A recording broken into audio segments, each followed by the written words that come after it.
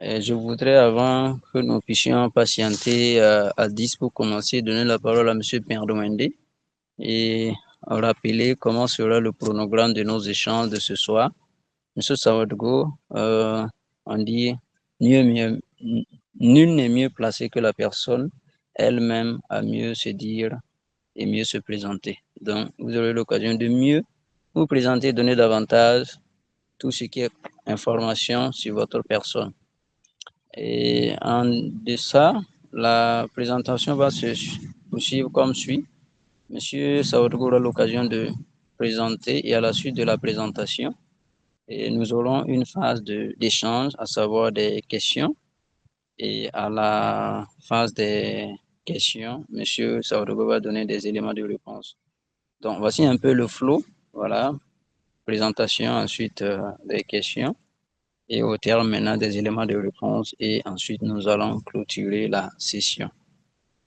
Et je vais sans doute vous demander souvent de mettre par exemple d'applaudir comme ça lorsque voilà, vous êtes satisfait, voilà, ou bien pour remercier le formateur lorsqu'il aura fini sa présentation. Voilà. Et si vous voulez poser une question, vous allez tout simplement soulever la main et c'est comme ça que vous allez soulever. Vous montrez que vous voulez poser une question. En dépit de cela, lorsque vous allez poser une question, votre question a une satisfaction, vous voulez remercier, vous pouvez juste utiliser ça, voilà, pour dire, OK, je suis satisfait, c'est bon.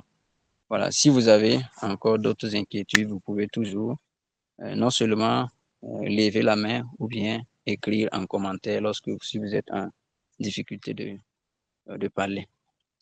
Merci beaucoup. Nous sommes presque à 10. Monsieur Sawadogo, lorsque sera à 10, vous pouvez commencer. Merci et je vous souhaite une très bonne session.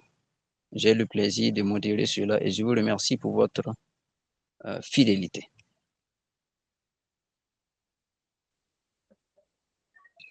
Une chose que je vais juste rappeler, c'est les micros. Voilà, j'aimerais bien qu'on puisse garder nos micros désactivés pour éviter les événements désagréables qui peuvent perturber la présentation.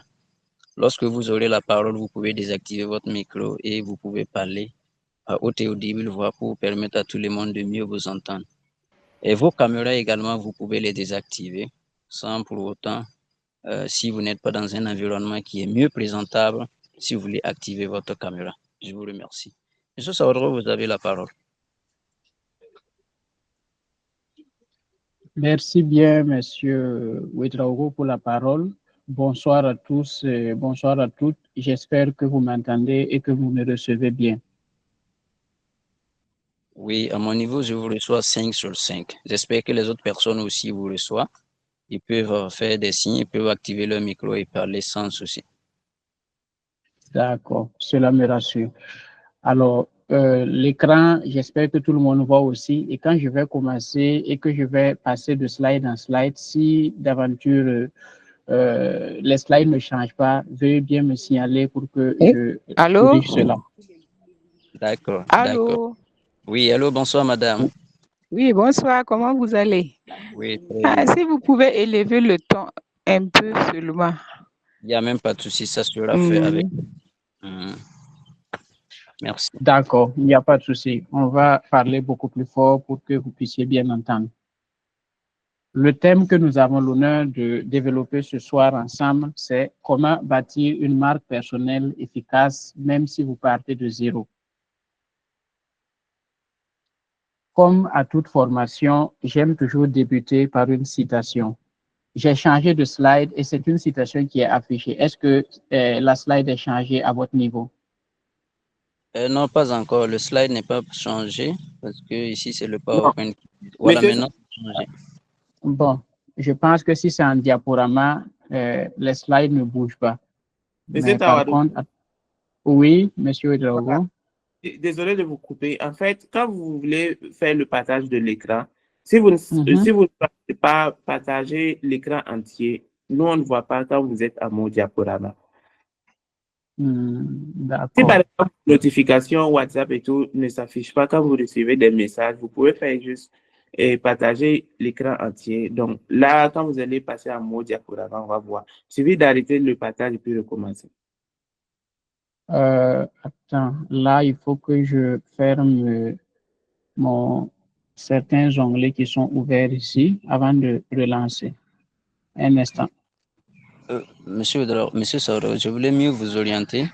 Si ça ne dérange pas, vous utilisez un navigateur, c'est ça? Pardon? Vous utilisez un navigateur, c'est ça? Oui, j'utilise un navigateur. D'accord, je vais vous assister. Lorsque vous mettez partage d'écran, ouvrez votre PowerPoint, il n'y a pas de problème. C'est bon? Ok. Oui, c'est bon. Partage d'écran. Vous avez pris partage? Oui, oui. Ok, il y a trois fenêtres. Oui, il a demandé de choisir l'écran complet. C'est bien ça? L'écran complet est possible. Oui. Ok, pas de souci. Si vous n'avez pas de confidence, pas de problème. Non, même s'il choisit écran complet, ça va revenir sur le Google Meet. Et là, il suffit qu'il parte sur la barre de tâches et qu'il choisit le PowerPoint. À part ça, s'il n'y a pas de notification qui s'affiche sur l'écran, on ne verra rien. D'accord. Donc, on y va pour voir ce que ça donne. Partager.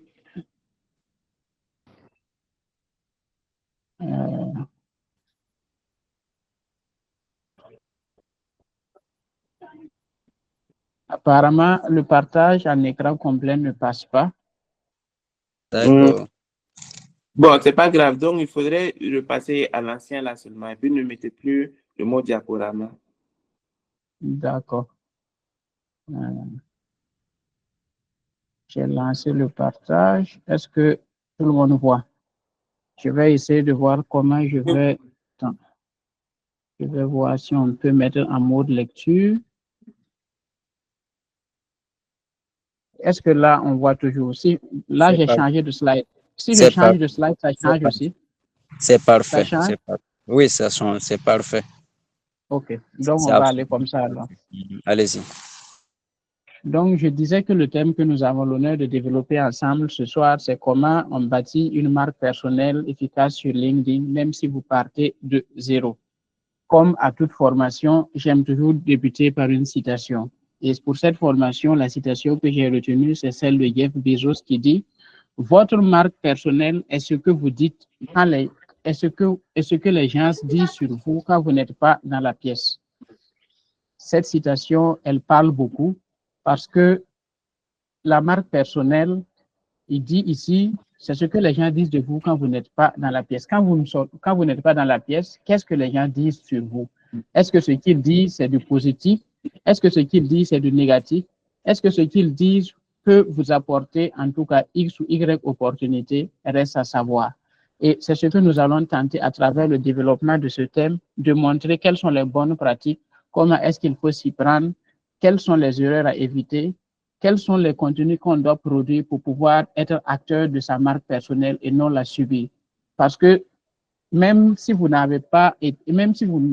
n'êtes pas acteur de votre marque personnelle, vous avez quand même une marque personnelle.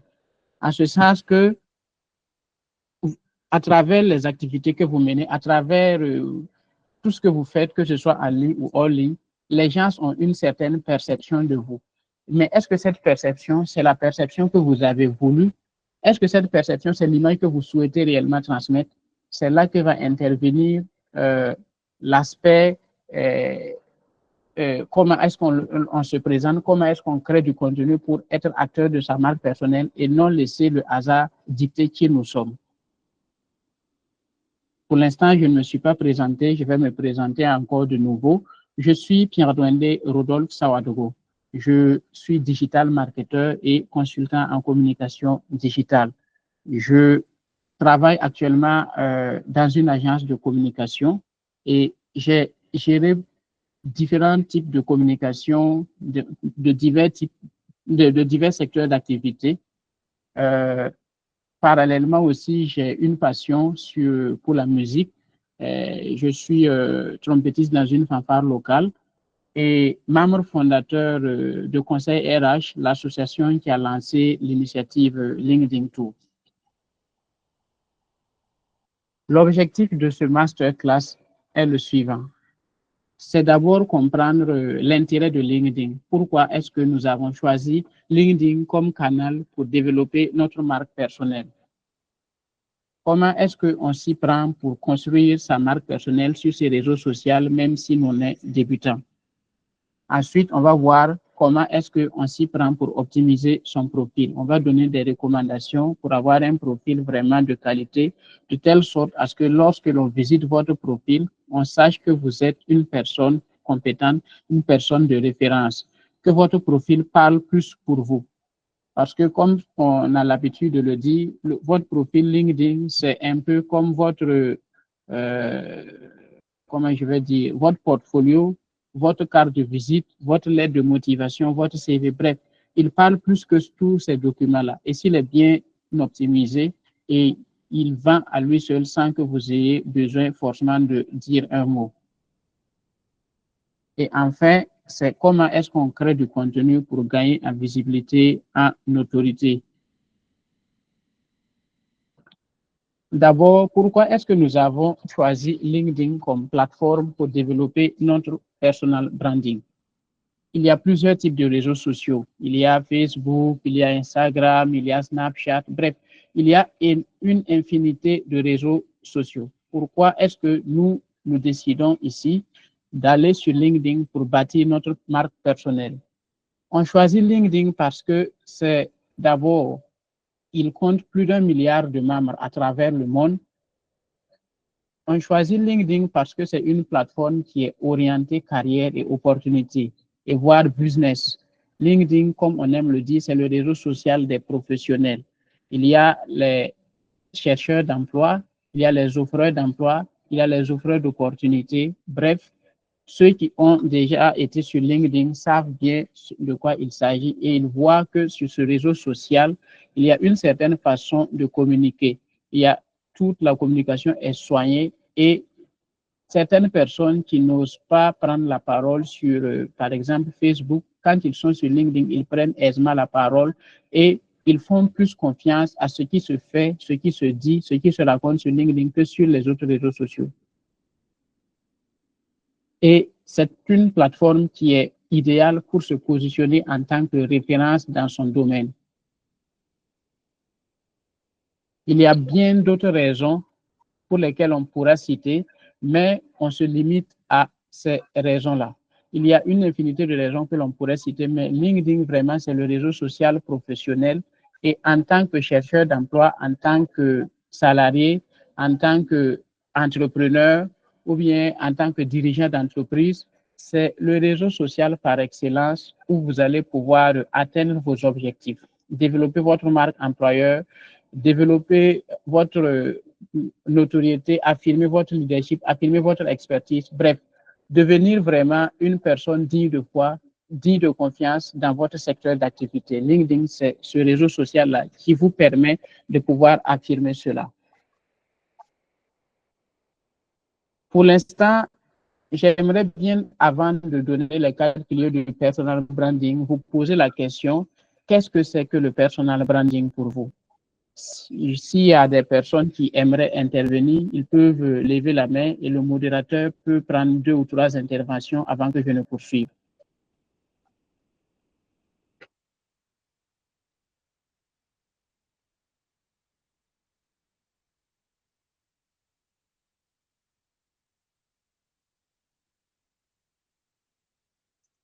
Est-ce qu'il y a une personne qui souhaiterait bien intervenir? La personne peut lever la main tout simplement ou bien activer son micro pour parler. Y a-t-il des personnes qui souhaiteraient bien nous dire ce qu'ils connaissent du personal branding? C'est un échange, c'est un partage. N'ayez pas peur de dire ce que vous pensez. Voilà. J'aime quand c'est interactif.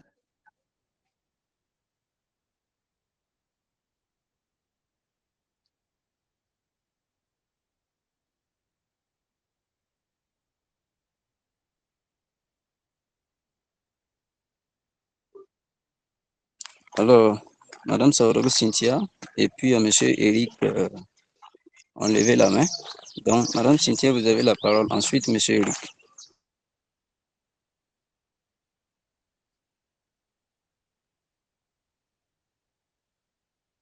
Cynthia est partie. Donc, Eric, allez-y.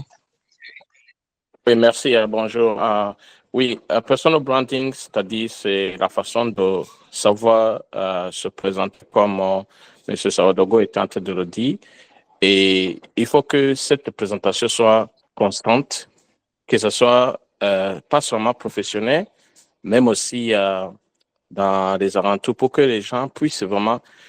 C'est cette image que les gens vont utiliser pour faire une référence, ce que vous faites et ce que vous voulez vraiment véhiculer comme message selon votre, je peux dire, côté professionnel ou bien côté humain. Merci.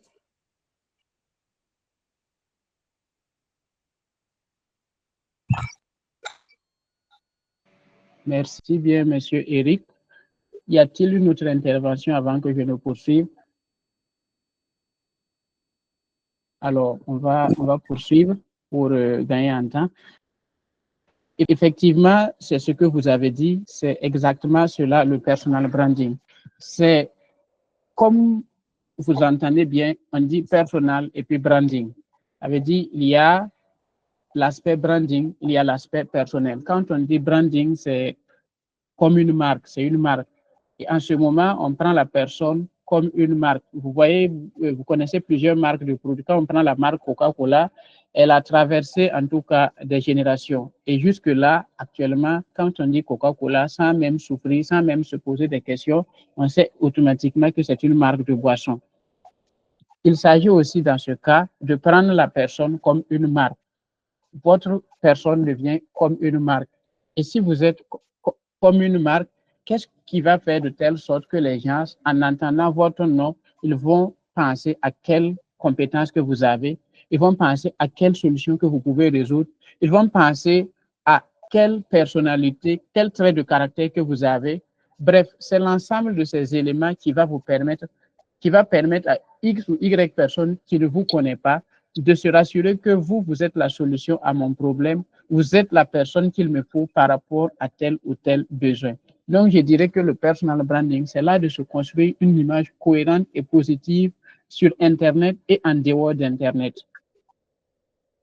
Il y a plusieurs définitions que l'on pourrait prendre, mais moi, je choisis de prendre cette définition-là. C'est là de se construire une image cohérente et positive sur Internet et en dehors d'Internet. Il faut bien souligner Internet, il faut bien souligner en dehors d'Internet. Parce que bien souvent, vous allez entendre certaines personnes vous dire que le personal branding consiste seulement à faire de telle sorte qu'on parle bien de vous, à faire de telle sorte que, voilà, quand on pense à vous, ce n'est que on ne dise que du bien de vous, c'est vrai, c'est ça. Mais ce bien que l'on dise de vous, il faut que ce bien soit authentique, soit vérifié. Parce que si sur Internet, on voit que vous êtes vraiment une bonne personne qui a les compétences requises par rapport à telle ou telle chose, et qu'en dehors d'Internet, on se rend compte que ce qui se dit en ligne n'est pas ça, il va de soi que cela va détruire ce que vous avez passé le temps à construire en ligne. D'où le bien fondé de la citation que j'ai donnée en début de cette masterclass qui dit votre marque personnelle, est-ce que les gens retiennent de vous quand vous n'êtes pas dans la pièce? Le personal branding vise 3 objectifs. Se faire connaître, d'abord se connaître, se faire connaître et se faire reconnaître. Je reprends, le personal branding vise 3 objectifs. Se connaître, se faire connaître et se faire reconnaître. Pourquoi se faire connaître? Se faire connaître, voilà, d'abord, pourquoi se connaître? Se connaître d'abord parce qu'on a parlé d'une marque. Une marque, il y a derrière une histoire, il y a derrière des traits de caractère, il y a derrière une personnalité, il y a derrière des valeurs.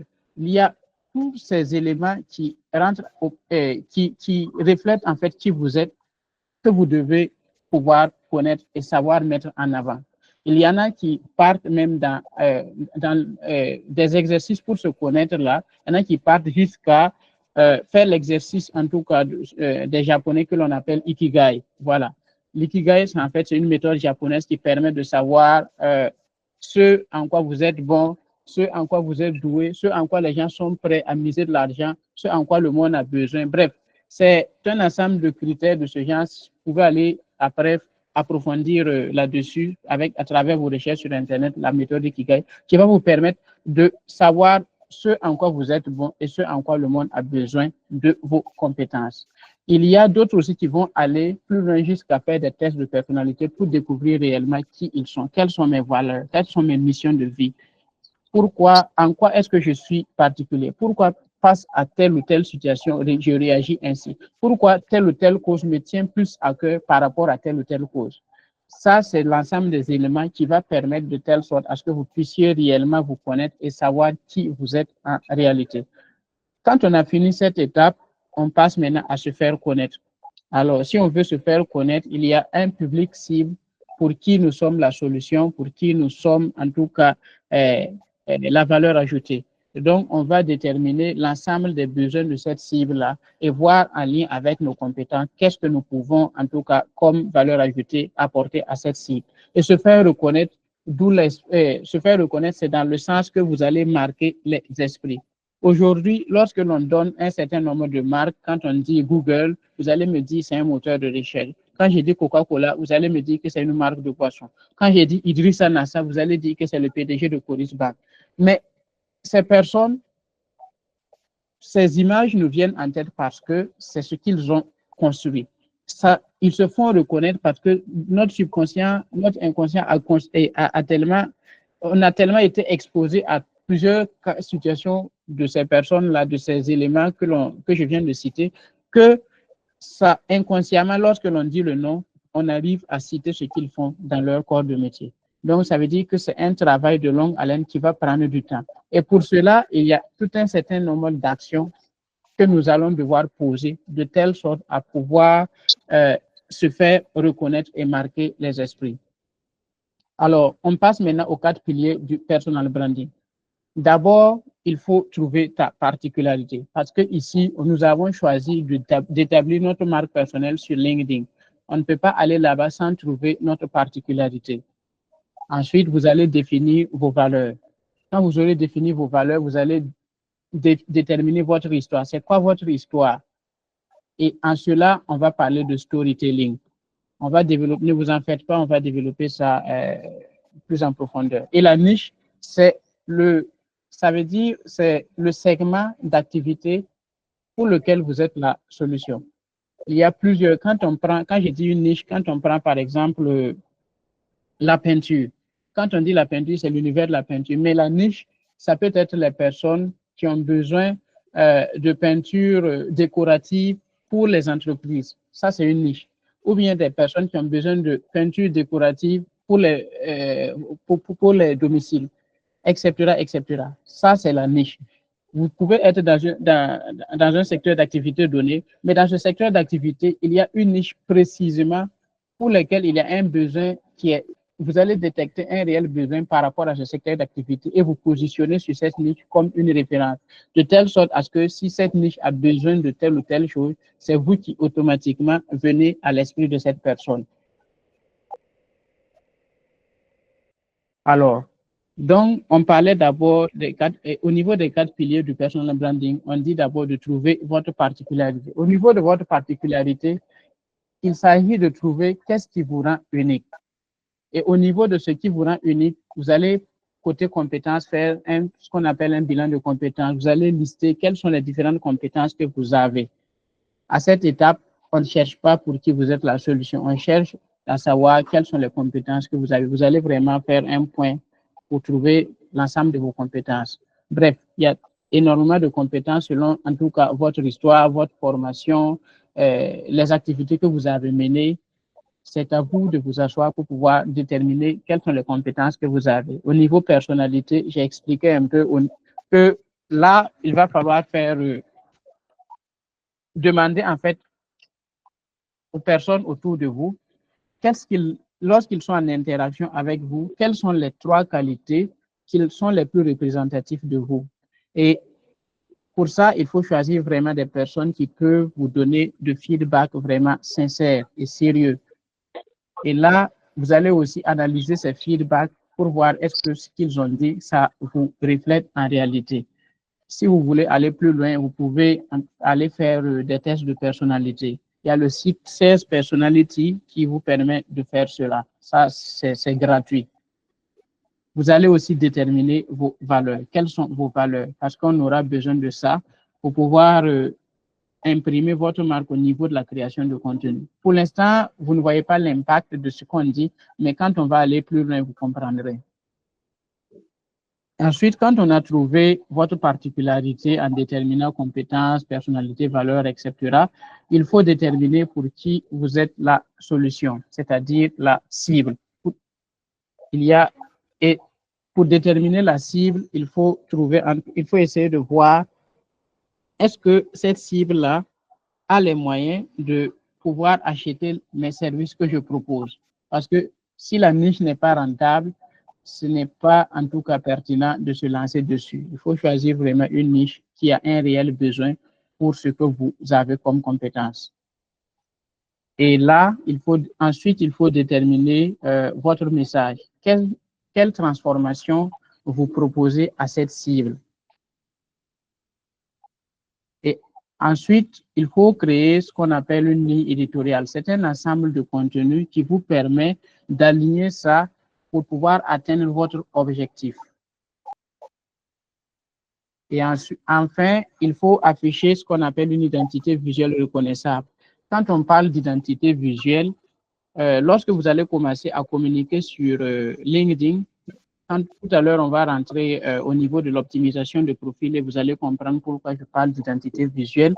Par exemple, il y a un certain nombre de visuels que vous allez utiliser dans le cadre de votre communication. Et dans cela, il y a des couleurs que vous allez utiliser. Et ces couleurs, il va falloir que ces couleurs que vous avez choisies soient les couleurs que vous utilisez régulièrement, que ce soit pour vos créas, que ce soit pour votre bannière que vous allez mettre au niveau de votre compte, profil LinkedIn, ou bien s'il y a différents types de contenus que vous aurez à créer.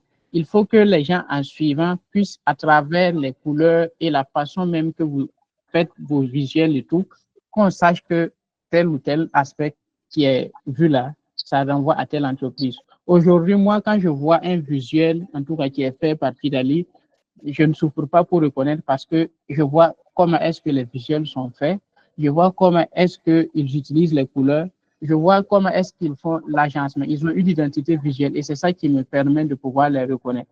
C'est un peu un truc comme ça que l'on a, on recommande de faire pour votre création de contenu sur LinkedIn.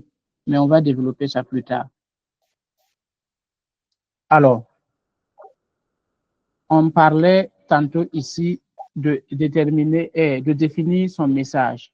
Et cet exercice, quelle transformation proposez-vous à la cible?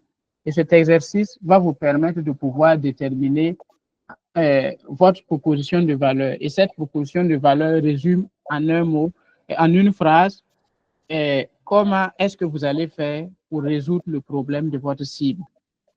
Et la formule que l'on propose ici, c'est j'aide la cible, c'est-à-dire, si vous voulez, j'aide les freelancers, les solopreneurs à doubler leurs revenus grâce à des offres de qualité sur mesure adaptées à leur activité.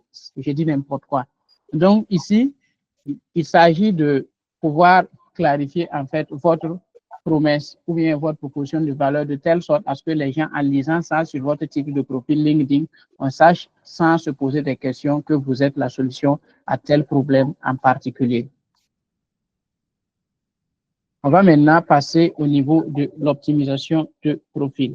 Ce n'est pas une séance d'optimisation de profil, mais comme le thème dit bien, même si vous partez de zéro, je me dis que c'est quand même intéressant qu'on aborde cet aspect-là. Pour optimiser un profil LinkedIn, voici les éléments qui sont les prioritaires. D'abord, la photo de profil.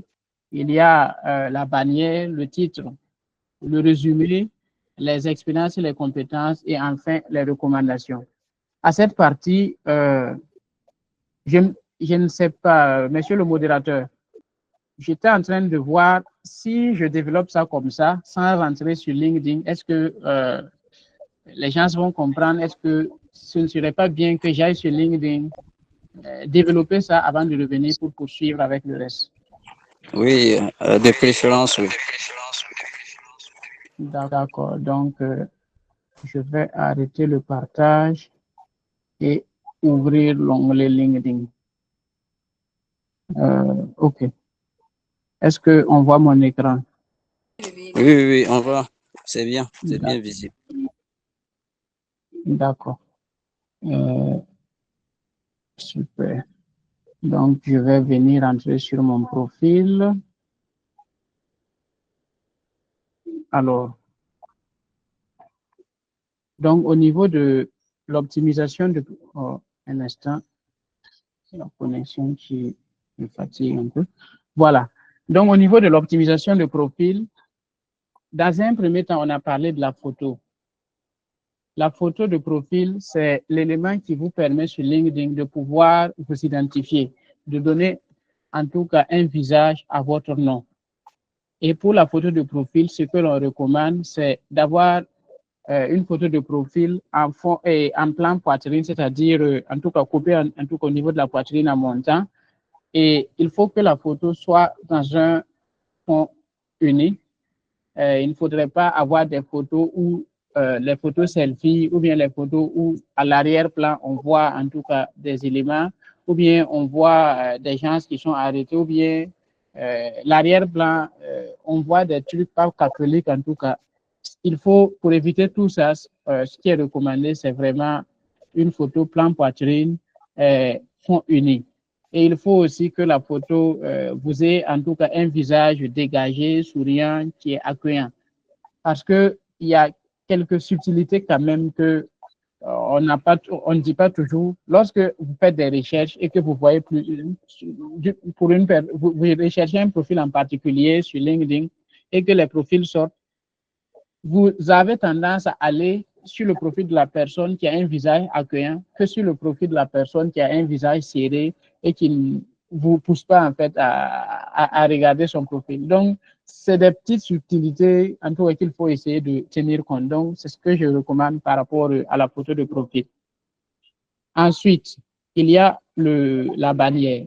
Au niveau de la bannière permet en tout cas de mettre en évidence ce que vous pouvez faire comme ce que vous offrez comme solution pour la cible.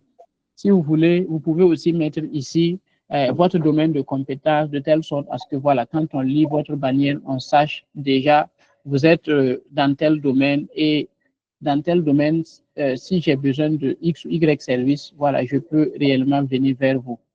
Donc, voilà un peu l'exemple qui est là, vous pouvez regarder. Moi, j'ai mis ici, développe une présence digitale authentique pour plus de visibilité, plus de livres, plus de chiffres. Donc, là, en lisant ma bannière, on comprend déjà ce que je fais et ce que j'offre comme solution. On passe maintenant au niveau du titre. Je ne sais pas si vous voyez mon curseur, mais je suis en train de balancer ça au niveau du titre. Vous voyez? OK.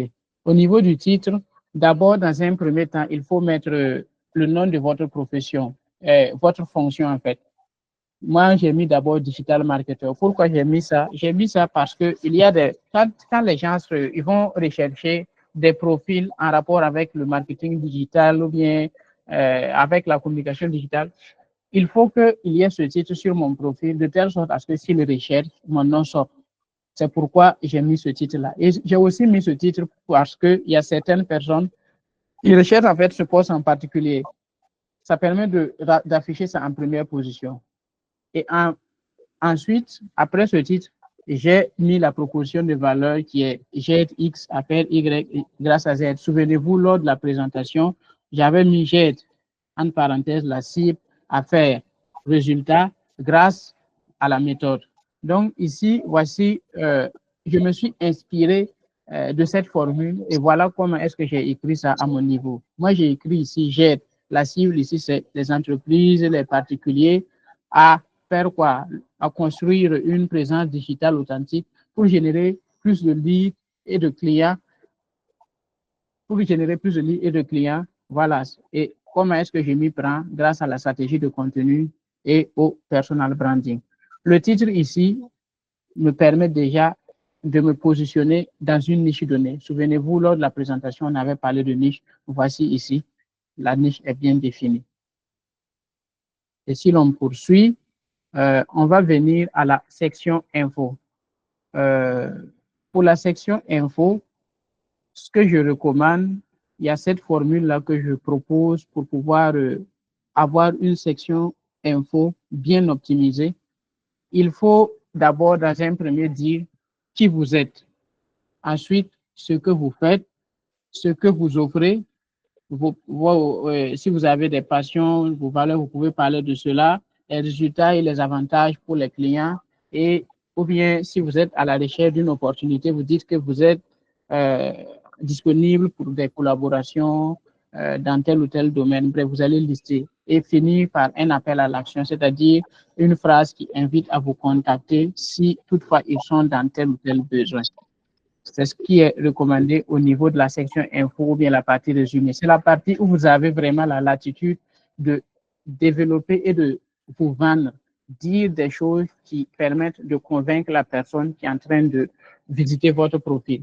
Moi, j'ai commencé par une phrase d'accroche pour capter l'attention. J'ai dit, saviez-vous que 65% des consommateurs sont plus enclins à acheter après avoir été exposés à du contenu visuel? En tant que graphiste et social media manager, je transforme cette statistique en réalité pour mes clients, poussant leur vente, leur visibilité grâce à une communication digitale percutante. Bref, déjà, en lisant les premières phrases, ça les capte et puis ça les va les pousser en fait à lire jusqu'au bout. C'est la partie où vous avez la latitude vraiment de dire vraiment tout ce qui vous représente en fait. Et j'ai parlé d'appel à l'action. Ici, vous voyez, comme appel à l'action, moi, j'ai mis prêt à transformer votre visibilité en succès commercial. Connectons-nous et discutons de comment je peux vous aider à atteindre vos objectifs. Voilà. Donc, cette petite phrase appel à l'action invite les personnes à me contacter si toutefois ils sont dans ce besoin-là. Il y a, on ne va pas parler de partie sélection parce que si on est débutant, je suppose que cette partie n'existe pas encore. Alors, il y a la partie expérience. Au niveau de la partie expérience, c'est la partie où vous avez la latitude de donner en fait l'ensemble des expériences, en tout cas par lesquelles vous êtes passé. Et au niveau des expériences, on avait dit d'avoir une niche. Ça veut dire, si vous êtes une personne qui a plusieurs compétences, vous êtes, comment je vais dire, vous êtes comptable, vous êtes photographe, qu'est-ce que je vais dire encore? Bref, vous avez plusieurs casquettes et vous voulez communiquer sur LinkedIn et vous vous demandez bien, je vais afficher quelle casquette. Il va falloir que vous fassiez en tout cas un choix pour vous dire, moi je décide sur LinkedIn de m'afficher en tant que référence dans tel domaine. Si vous choisissez d'être comptable, vous affichez la casquette de comptable. Et au niveau des expériences, vous allez lister l'ensemble des expériences en rapport avec la comptabilité. Si vous décidez de vous afficher en tant que photographe, vous allez porter cette casquette. Et au niveau des expériences, c'est l'ensemble des expériences en rapport avec ce profil-là que vous allez lister. Et donc ici, il faut que les expériences viennent confirmer et donner de la force à ce que vous avez mis comme titre de profil. Parce que si vous mettez un titre de profil et que l'on vient au niveau des expériences, on voit que ce que vous avez fait comme expérience n'a pas de rapport. C'est un peu, ce n'est pas en fait cohérent et ça laisse à se poser des questions. Donc, il ne faudrait pas donner la possibilité aux personnes de se poser des questions sur vos expériences. Au niveau de la formation, c'est la partie où vous avez la latitude de pouvoir, ça défile beaucoup, de pouvoir lister en tout cas l'ensemble des diplômes que vous avez obtenus. Si vous avez le doctorat, le master, bref, tous les diplômes que vous avez obtenus, là, vous allez les lister ici. J'allais dire que c'est comme un CV, vous allez lister les plus récents ou plus anciens, mais sur LinkedIn, automatiquement, il classe en fait. Donc, vous pouvez mettre, et lui, il va simplement classer ça pour vous. Alors, il y a la partie licence et certification. Licence et certification, c'est la partie qui, c'est généralement des formations qui ne sont pas forcément académiques, c'est en dehors des CEP, BPC, bac, licence, master, doctorat. C'est en dehors de ça. C'est des certifications que vous avez fait à côté, en plus de ce que vous avez fait à l'école. Donc ça, vous pouvez venir les lister ici. Vous enregistrez en tout cas les informations. Vous voyez, il y a un bouton petit plus ici. Lorsque l'on clique dessus, ça charge. Voilà, lorsqu'on clique dessus, ça va vous présenter plusieurs champs et vous allez simplement renseigner les champs. Une fois que les champs sont renseignés, votre certification s'affiche ici. Bon, c'est la connexion un peu bizarre. OK. Voilà, votre certification s'affiche là. Voilà. Bon, moi, pour le coup, j'ai plus de 28 licences et certifications que j'ai renseignées ici. Alors, il y a, voilà un peu, grosso modo, comment est-ce qu'on s'y prend pour optimiser son profil. Bon, vous voyez cette partie sélection. Cette partie sélection, c'est pour des personnes qui sont déjà sur LinkedIn, qui ont déjà commencé à communiquer. Là, ils viennent épingler un certain nombre de contenus qui ont bien marché et de telle sorte à ce que les personnes qui visitent leur profil, ils voient ces contenus en première position. Mais si vous faites vos premiers pas, vous ne pourrez pas en fait avoir cette partie sélection. Il y a aussi cette partie service qui est très, très importante. Cette partie service, vous voyez le petit crayon là, on va cliquer dessus. Vous allez voir comment ça va s'afficher. Alors, cette partie service, c'est la partie où vous allez pouvoir dire quels sont les différents services pour lesquels on peut vous contacter. Alors, vous allez les lister et en fonction de ces services-là, vous serez référencé et vous pouvez même être contacté par message pour des demandes par rapport aux différents services que vous avez notés ici. Il est important et moi, grâce à ça, en tout cas, j'ai eu plusieurs opportunités de collaboration en mentionnant cela. Voilà un peu, grosso modo, comment est-ce que l'on s'y prend pour optimiser son profil. Je balance sur le PowerPoint maintenant. Partager, fenêtre, partager. D'accord. Je vais mettre en mode lecture. OK.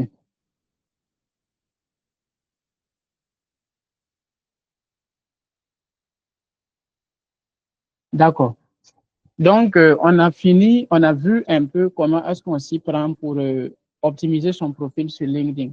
Alors, il faut dire que c'est la première étape lorsque l'on veut commencer à établir son personal branding sur LinkedIn. Il faut avoir un profil de qualité, un profil qui est vraiment bien référencé, bien renseigné, bien fourni, de telle sorte à ce que lorsque les gens cliquent et découvrent votre profil, ils ne se posent pas de questions. Une fois que ce travail est fait, il va falloir créer du contenu. Créer du contenu pour se faire remarquer, créer du contenu pour établir, en tout cas affirmer que vous êtes expert dans votre domaine, vous vous y connaissez, à créer du contenu pour créer en fait de la connexion. Parce que quand on parlait des éléments de personal branding, je disais qu'il faut découvrir qui vous êtes. Donc, vous allez mettre un peu de ce que vous êtes, histoire de créer en fait une connexion humaine autour de ce que vous faites comme activité. Et principalement, j'ai proposé 3 principaux types de contenus que l'on peut mettre en œuvre pour pouvoir communiquer sur LinkedIn. D'abord, il y a le contenu de visibilité ou le contenu d'attraction. C'est quoi ce type de contenu? C'est un type de contenu qui va permettre aux personnes de vous découvrir, de savoir qui vous êtes, de savoir qu'est-ce que vous faites. Ce genre de contenu, c'est, je vais bientôt, dans le prochain slide, là, vous donner des exemples de ce type de contenu. Ce sont des contenus pour lesquels vous allez prendre, donner votre avis sur des sujets souvent controversés. Il y a un micro qui est activé, je ne sais pas. OK, c'est bon, je poursuis. Alors, c'est un type de contenu qui va permettre en fait d'attirer du monde sur vous. sur ce que vous faites, sur ce que vous êtes.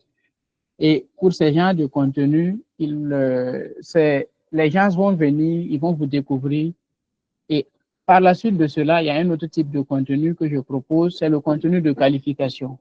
Alors, on a fait venir les gens, ils nous ont découvert, ils savent que, voilà, nous sommes X personnes qui sommes dans tel domaine. Maintenant, il va falloir créer du contenu pour pouvoir, parce que tous ceux qui vont venir, ce ne sont pas forcément vos clients, ce ne sont pas forcément les personnes qui peuvent vous recommander, ce ne sont pas forcément votre cible, en fait. Donc, parmi ces personnes qui sont venues là, il va falloir les qualifier avec du contenu. Et pour ça, vous allez parler de votre expertise, parler de votre solution, parler de ce que vous avez comme compétence, parler de ce que vous avez comme savoir-faire. Et enfin, comme type de contenu, c'est le contenu de conversion, c'est-à-dire il faut amener les personnes que vous avez attirées et que vous avez qualifiées à faire une action que vous souhaitez pour votre branding. Par exemple, comme conversion, il peut s'agir de rechercher en tout cas un nouvel emploi, il peut s'agir d'opportunités de collaboration, il peut s'agir de recrutement, parce qu'il y a des gens qui sont sur LinkedIn aussi pour recruter des chasseurs de talent. Il y a des gens qui sont sur LinkedIn aussi et qui ont des offres en fait qu'ils proposent en destination de plusieurs cibles. Bref, il s'agit de dire aux personnes, de faire agir les personnes vers ce que vous avez comme solution à les proposer. Voici quelques exemples de contenu d'attraction ou bien de visibilité. Alors, là, un des types de contenu qui marche très bien sur LinkedIn, c'est le storytelling. Le storytelling, c'est quoi? C'est un peu comme les contes. Les contes, il y a toujours une situation initiale, des éléments perturbateurs, le dénouement, et enfin, il y a la conclusion. C'est à peu près, on peut caricaturer le storytelling comme cela. Donc, votre histoire personnelle, vous allez voir, vous allez trouver tout un ensemble d'éléments à dire sur vous, mais quand on parle de votre histoire perso, il ne s'agit pas forcément de dire des choses que vous n'avez pas forcément envie de dire. Il y a des éléments, en tout cas, que vous pouvez dire en ligne, mais d'autres aussi que vous voulez vraiment garder sur vous. Il y a toujours ce débat qui dit, quand on parle de personal branding, est-ce qu'il faut dire il faut tout dire sur soi? Non, il ne faut pas tout dire sur soi. Il y a des éléments forcément que vous allez garder pour vous. Voilà.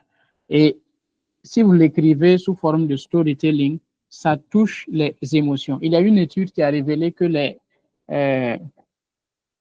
comment on appelle ça, que l'audience ou bien les êtres humains retiennent 2 fois plus une information lorsqu'elle est intégrée dans une histoire. Et le storytelling, c'est un puissant moyen de créer, de susciter des émotions, de créer en fait de la sympathie et de faire en sorte que les gens s'attachent à vous, à qui vous êtes, à votre personnalité. Donc, à travers en tout cas ce genre de contenu, vous pouvez atteindre cet objectif. Et il y a aussi comme exemple de contenu que vous pouvez mettre en avant, briser un mythe de votre secteur. Par exemple, dans votre domaine, dans votre secteur d'activité, tout le monde pense qu'il faut faire ceci. Et tout le monde a toujours fait comme ça. Et vous avez pris du recul par rapport à ce que tout le monde fait, par rapport à ce que les gens ont l'habitude de dire ou de faire, et vous venez briser ce mythe-là. Si vous venez briser ce mythe, c'est sûr que comme on appelle ça, il y a cette chanson qui dit « Tout change, tout évolue, seuls les imbéciles ne changent pas ». Bref, excusez-moi, mais Jean, si vous venez dire, en tout cas, ce qui est contraire par rapport à ce que la masse a l'habitude de dire ou de faire, ils vont certainement venir commenter, dire non, vous avez tort, vous avez raison et tout ça. Et ça, vous allez attirer vraiment du monde, vous allez être visible. Mais attention, il faut vous assurer que ce que vous allez dire sur le mythe de votre secteur, vous vous rassurez que ce que vous avez comme analyse et comme fait à dire par rapport à cela soit vraiment pertinent, soit réfléchi, soit vraiment vrai, selon en tout cas tout un ensemble d'éléments que vous avez à votre disposition. Ensuite, vous pouvez prendre une idée et l'expliquer selon vous. Tout le monde, telle idée, et puis vous l'expliquez par rapport en tout cas à votre histoire, par rapport en tout cas à votre vécu, par rapport en tout cas à vos expériences. Vous pouvez, un des contenus aussi qui marche très très bien sur LinkedIn, c'est le partage d'outils ou bien les lectures recommandées. Par exemple, vous pouvez dire les outils, en tout cas, que vous utilisez au travail dans le cadre de votre activité professionnelle. Alors, si vous partagez tout cet tas d'outils-là, généralement, en tout cas, les gens en raffolent. Et ces genres de contenu, les gens les partagent sous forme de carrousel. Bon, on va poursuivre et puis après, je vais vous montrer des exemples de carrousel. C'est un style de contenu slide par slide. C'est un peu comme cette présentation. Et on l'exporte en format PDF et puis voilà, on le partage. C'est slide par slide qui décrit en fait un processus ou bien un parcours qui montre en fait. En tout cas, c'est généralement ce genre de contenu que l'on utilise pour partager, que ce soit les outils, que ce soit des études de cas, que ce soit en tout cas, vraiment c'est ce type de contenu que l'on utilise pour ce que j'ai donné comme idée ici, les outils. Si vous avez les lectures recommandées, par exemple, vous aimez lire vous aimez les livres de développement personnel, vous aimez les livres de comptabilité, vous avez lu tel livre et puis dans ce livre-là, il y a quelque chose en particulier qui a retenu votre attention, vous venez partager et puis vous le contextualisez par rapport à votre secteur d'activité de telle sorte à ce que voilà, ça attire du monde vers vous. Autre type de contenu que vous pouvez partager pour attirer en tout cas de la visibilité ou bien des gens vers vous, c'est partager une leçon que vous avez apprise suite à un échec. Voilà. Généralement, ce genre de contenu, ça marche aussi beaucoup sur LinkedIn. Vous pouvez dire, par exemple, par rapport, vous allez relever une situation donnée dans laquelle vous pensiez que si vous faites, dans laquelle vous auriez dû faire ceci à la place de cela. Et vous allez tirer la leçon et dire, voilà, à la fin, si vous êtes dans tel ou tel domaine, n'hésitez pas à prendre les avis des autres avant de faire, parce que moi, si j'avais fait ceci, ça m'aurait évité cela. Et là, généralement, ceux qui ont eu à traverser la même situation vont certainement venir dire, c'est vrai, moi aussi, et voilà, lors de ça, voici ce que j'ai pensé. Et il faut dire que sur LinkedIn, si vous partagez ce genre de contenu et qu'il y a plus d'interaction, les gens viennent interagir, ils posent des questions, ils disent en tout cas ce qu'ils ont pensé, ça amplifie en fait la portée de cette publication et ça la force de vous faire connaître du grand monde. Il y a une infinité en tout cas d'idées de contenu que l'on peut associer à ça, mais pour cette présentation, on s'est limité aux 5. Alors, les exemples de contenu de qualification. Alors, au niveau des contenus de qualification, comme exemple de contenu, vous pouvez exposer en fait un problème courant de votre cible et vous proposer une solution. Vous dites, par exemple, tout le monde a l'habitude de faire ceci. Et c'est ce que j'ai constaté au niveau de telle cible et ils font cela. Et lorsqu'ils font ceci, ils font cela, voici les résultats qu'ils obtiennent. Et vous proposez votre solution et vous montrez les avantages de votre solution. Qu'en utilisant votre solution, voici la transformation en fait qu'ils vont avoir s'ils adoptent en fait votre solution. Et là, certainement, ce genre de contenu, ça parle à des personnes en particulier qui ont un tel problème en particulier. Donc, ça va qualifier des personnes et éloigner d'autres personnes pour qui ce genre de problème, ils n'ont pas, ce genre de solution, ils ne sont pas en fait à la recherche. Vous pouvez prendre un concept de votre domaine et l'expliquer à manière plus simple de telle sorte à ce que lui qui n'est pas de votre domaine, lui qui n'a pas fait des études dans ce domaine puisse vraiment le comprendre et de manière sans se poser vraiment de grandes questions.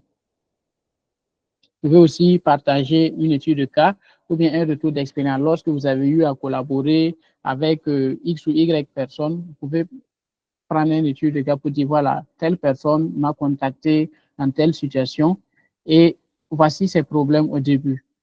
Et nous avons diagnostiqué, ou à la suite du diagnostic, nous avons détecté que, voilà, il y a eu ceci ou cela.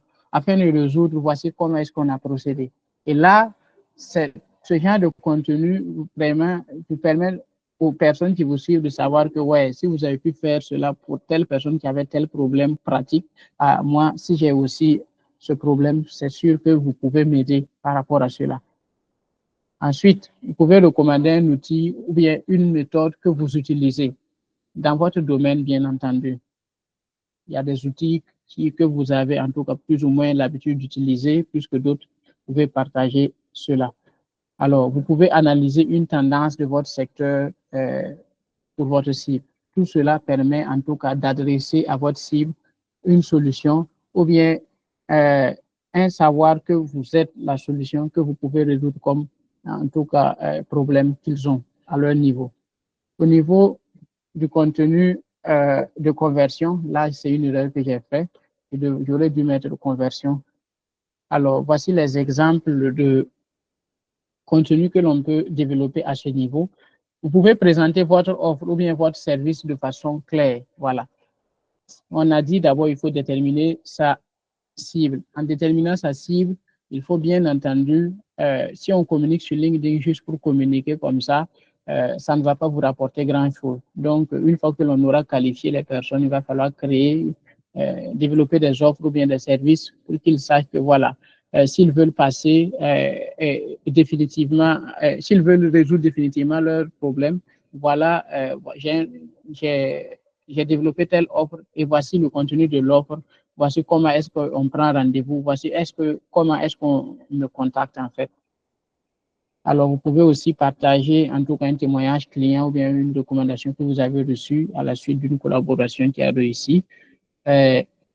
Annoncer une masterclass comme celle-ci, parce que généralement, les masterclass ont le pouvoir de vous permettre de détailler généralement des produits qui sont assez compliqués ou bien de convaincre des personnes par rapport en tout cas à un besoin en particulier. D'autres utilisent les masterclass gratuites qui permettent à la cible de faire comprendre à la cible que la solution que vous avez peut réellement résoudre leurs besoins. Et à la suite de cela, vous allez proposer en tout cas une réduction pour ceux qui ont participé à la masterclass et ces personnes-là pourront bénéficier de votre offre ou bien de votre service que vous auriez prédéfiniment élaboré. Ou bien vous proposez en tout cas un appel de découverte ou bien un audit offert. Tout cela dans le but de pouvoir les proposer vos offres ou bien vos services. Vous pouvez partager en tout cas un retour sur une récente collaboration et comme autre contenu que vous pouvez partager pour convertir, vous pouvez parler de vos disponibilités. Par exemple, dire quand est-ce que vous êtes vos créneaux de disponibles pour des personnes qui veulent discuter directement avec vous, des personnes qui veulent prendre rendez-vous pour pouvoir échanger directement avec vous. Voilà un peu quelques types de contenus que nous avons proposés pour pouvoir gagner pour pouvoir d'abord développer sa visibilité, qualifier les personnes qui vous ont suivi et enfin les convertir. Nous allons maintenant passer aux astuces pour pouvoir augmenter votre visibilité sur LinkedIn. Qu'est-ce qu'il faut faire pour pouvoir augmenter votre visibilité sur LinkedIn? Voici ce que je vous propose. Dans un premier temps, si vous avez créé votre profil, vous l'avez optimisé et tout, avant de faire votre premier post, il faut rechercher un ensemble de profils qui gravitent autour de votre secteur d'activité. Si vous êtes comptable, vous allez rechercher quelles sont les différentes professions qui gravitent autour de la comptabilité. Si vous êtes graphiste, vous allez rechercher quels sont les différents secteurs d'activité qui gravitent autour du graphisme. Si vous êtes développeur web, vous allez voir quels sont les différents secteurs d'activité ou professions ou profils qui gravitent autour de votre secteur d'activité. Et ainsi, vous allez moi, je propose pour un début de prendre 10 profils. Voilà, 10 secteurs d'activité. Et dans ces 10 secteurs d'activité-là, vous pouvez au moins rechercher 10 profils.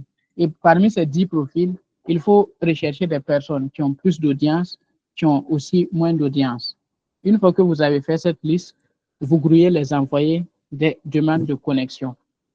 Et si vous envoyez des demandes, et les demandes de connexion, il faut faire un message en fait personnalisé pour chaque personne que vous allez envoyer des demandes de connexion. C'est un peu une demande d'invitation, si vous voulez. Sur Facebook, on appelle ça demande d'invitation, mais sur LinkedIn, on appelle demande de connexion. Vous allez accompagner ça de demande de connexion. Mais préalablement, vous allez visiter le profil, suivre un peu ce que la personne fait quels sont les différents postes que la personne fait pour mieux comprendre et connaître la personne. Et cela va vous aider à trouver des idées de ce que vous allez pouvoir faire comme message pour adresser à la personne.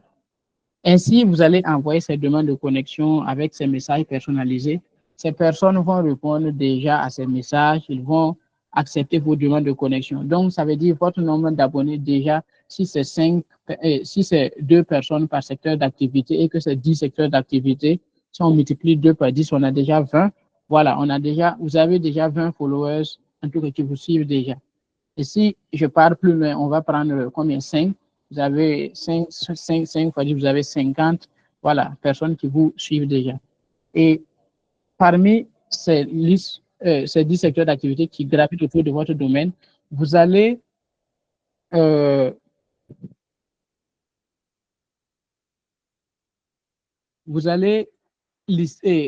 filtrer 20 profils parmi cette liste-là. Et ayant filtré ces 20 profils, vous allez grouiller pour pouvoir aller liker leur contenu. 20 likes, tout ce qu'ils font. Journalièrement, vous allez grouiller, aller liker en fait ce qu'ils font. Et ensuite, vous allez vous donner comme mission de pouvoir commenter au moins 10 posts par jour. Parce que les commentaires, c'est aussi une autre forme de création de contenu passif qui vous permet de vous rendre visible. Et c'est un élément qui est très important et qui vous prépare à votre prise de parole sur LinkedIn. Et lorsque vous faites ça avant de faire votre premier post, le jour que vous allez faire votre premier post, vous allez bien entendu avoir plus de personnes qui vont venir interagir avec vous. Parce que généralement, ce qu'on ne dit pas sur LinkedIn, c'est que c'est un réseau social de la réciprocité. Plus vous faites aux autres, plus les autres aussi, quand vous allez faire aussi vos posts, ils vont venir aussi vous rendre l'appareil.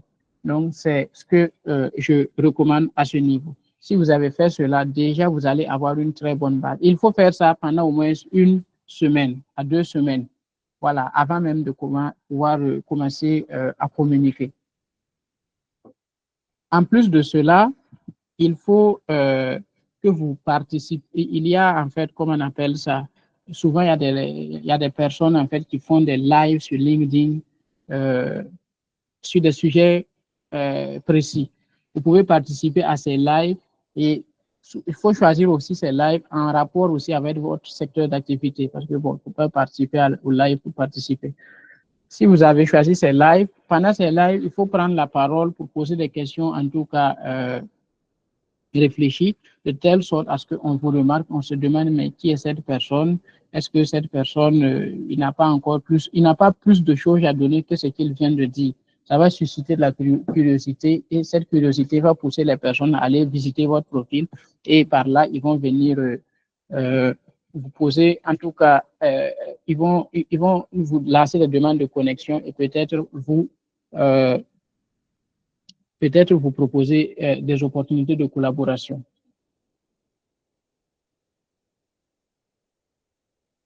Voici un peu quelques astuces que j'avais pour vous par rapport à comment est-ce qu'on augmente sa visibilité sur LinkedIn. Pour finir, j'aimerais vous proposer quelque chose, si vous êtes bien d'accord. Ce qu'on a partagé ici n'aura de sens que si on passe à l'action. Ce qu'on a partagé ici ne va pas vous aider si on ne se lance pas des challenges, si on ne se bouscule pas un peu. C'est pourquoi j'ai une proposition, si les organisateurs sont d'accord, si vous aussi vous êtes d'accord. C'est un challenge de 5 jours de création de contenu. Et cela, pendant ces 5 jours, voici les différents types de contenus, en tout cas, que j'ai proposé ici. C'est à vous de voir en fonction, en tout cas, si vous êtes réellement débutant, en tout cas, ça va vous permettre d'aller vraiment, de développer en fait votre branding. Le jour 1, je propose de parler de vous, qui vous êtes, ce que vous faites, d'où venez-vous. Le jour 2, c'est de prendre une leçon clé de votre métier que vous avez appris. Le jour 3, c'est de voir dans votre domaine quel outil que vous avez l'habitude d'utiliser et que vous recommandez. Le jour 4, c'est de prendre une citation quelconque qui vous plaît particulièrement, que vous allez commenter. Et enfin, le jour 5, vous allez parler de votre ambition professionnelle. Si vous êtes chaud pour ça, et si les organisateurs aussi trouvent que c'est pertinent, voilà, on pourra aller. Et si vous faites ces posts, n'hésitez pas à me taguer, je viendrai vous donner de la force. Pour conclure, je dirais que LinkedIn, c'est votre carte de visite, c'est votre vitrine professionnelle. LinkedIn, s'il est bien optimisé, s'il est bien travaillé, si vous n'avez pas peur de prendre la parole et si vous agissez selon les conseils que nous avons partagés ici, vous allez vous attirer énormément d'opportunités. Et votre marque personnelle, c'est votre atout. Votre marque personnelle, c'est ce qui va vous permettre de vous différencier de la masse. L'objectif de la marque personnelle, c'est faire de telle sorte que lorsqu'il y a une opportunité, il y a tel besoin, automatiquement, c'est votre nom qui vient à l'esprit. Et cela, c'est à travers la création de contenu à travers aussi pas mal d'autres aspects. Mais comme ici, il s'agit de parler de LinkedIn, c'est pourquoi on se limite généralement à ces éléments-là. Nous sommes à la fin de cette présentation. Je me ferai le plaisir de prendre vos questions si vous en avez. Merci.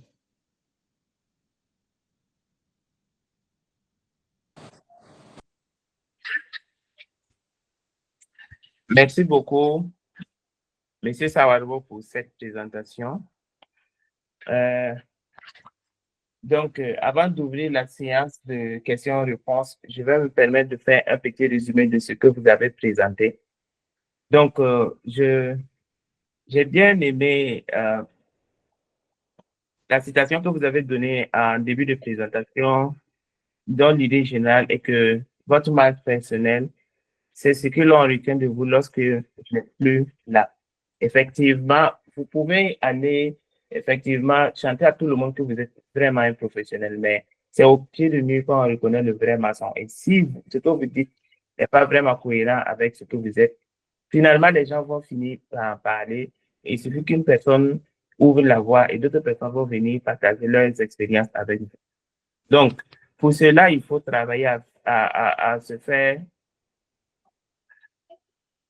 faire concorder la marque que l'on se donne à lire à la marque qu'on a à réel.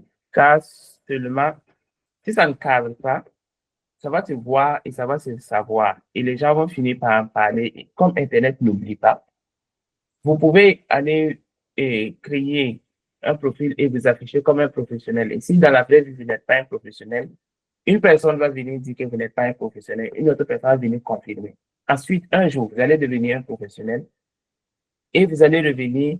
Mais comme Internet n'oublie pas, il y aura toujours les traces des gens qui ont dit que vous n'êtes pas un professionnel. Vous allez devoir travailler encore doublement pour pouvoir corriger cela parce que, bon, vous êtes devenu professionnel, mais maintenant, il y a certaines personnes qui pensent que vous allez toujours dire. Donc, pour faire concorder ça, vous avez dit qu'il faudrait se faire connaître. Donc, il faudrait se connaître soi-même. Donc, faire la part des choses entre ce qu'on est, ce qu'on n'est pas.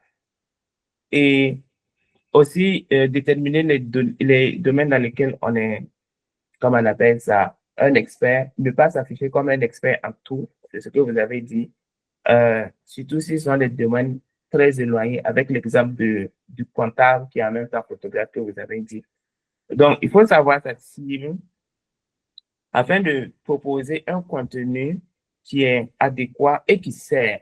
Parce que si on n'a pas de cible, finalement, on s'adresse à qui? On va commencer à faire des contenus dans tous les sens et finalement, ça sera vraiment très touffu là-dedans et les gens ne vont pas se trouver. Il faut également maîtriser son domaine et optimiser son profil, créer du contenu. Donc, vous avez dit qu'on peut s'inspirer des meilleurs profils. On peut choisir 10 profils qu'on va suivre et aller visiter leur page tout le temps. Et quand ils font des posts, on peut liker et commenter. Donc, il faut se créer des connexions pour augmenter sa visibilité. Donc, à l'instar de Facebook, où on demande des amitiés, sur LinkedIn, c'est des demandes de connexion. Donc, on envoie d'abord les demandes de connexion. Ensuite, on peut, et ça serait très bien si on le fait, de liker le contenu des personnes à qui on a demandé des connexions. Et également, faire des commentaires. Maintenant, les commentaires, c'est des commentaires pertinents. Ce n'est pas peut-être aller et à chaque commentaire qu'on met, c'est merci pour le partage, merci pour le partage. Il faut s'autoriser de temps en temps à donner son avis. Un commentaire qui sert, qui appuie ce que la personne qui a publié a dit, ou un commentaire qui le contredit, mais qui le contredit sur la base de quelque chose de réel. On ne peut pas aller contredire juste quelqu'un juste parce qu'on a pris de contredire la personne. Donc, il faut faire attention également à ce qu'on leur publie. C'est ce que j'ai dit. Internet n'oublie pas et c'est souvent très dangereux. Maintenant, il y a un challenge que vous avez proposé. Si les organisateurs, vous avez demandé si les organisateurs sont d'accord. On est totalement d'accord et on espère que le public sera d'accord également pour relever ce challenge, notamment que c'est un challenge de 5 jours. Donc, je pense que quand ce n'est pas un challenge long, normalement, on pourrait essayer et qui sait, on va aimer, on va rester, on aura des profils vraiment très développés sur LinkedIn. Donc, c'est tout ce que je pouvais dire, un très petit résumé sur le grand partage que vous venez de faire. Donc, je vais ouvrir la séance de questions-réponses, mais en attendant, je vais vous poser la première question.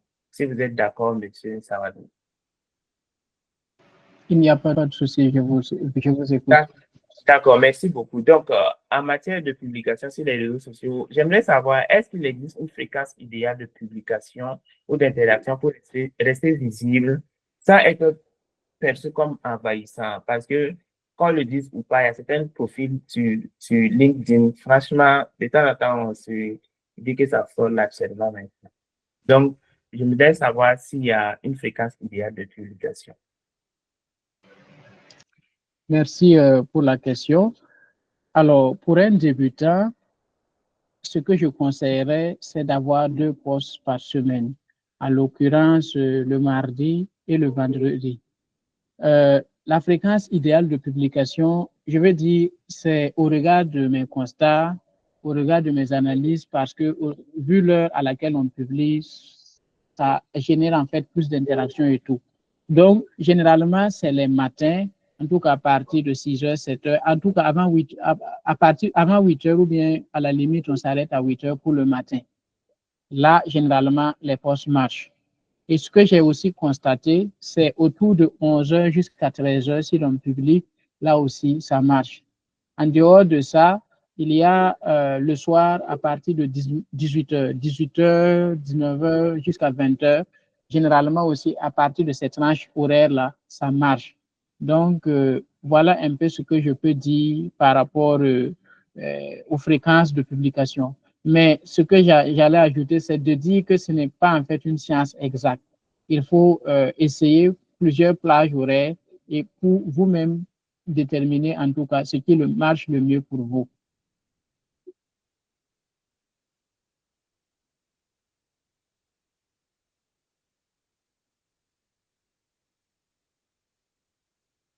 D'accord, merci beaucoup, M. Sawadou.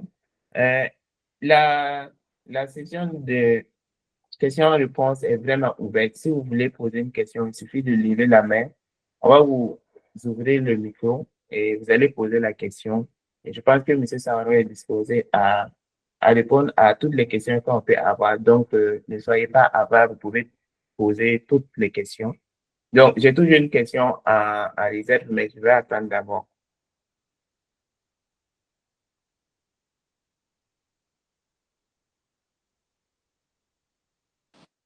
Madame Soumé a levé la main. Vous avez la parole. Vous pouvez ouvrir votre micro et parler.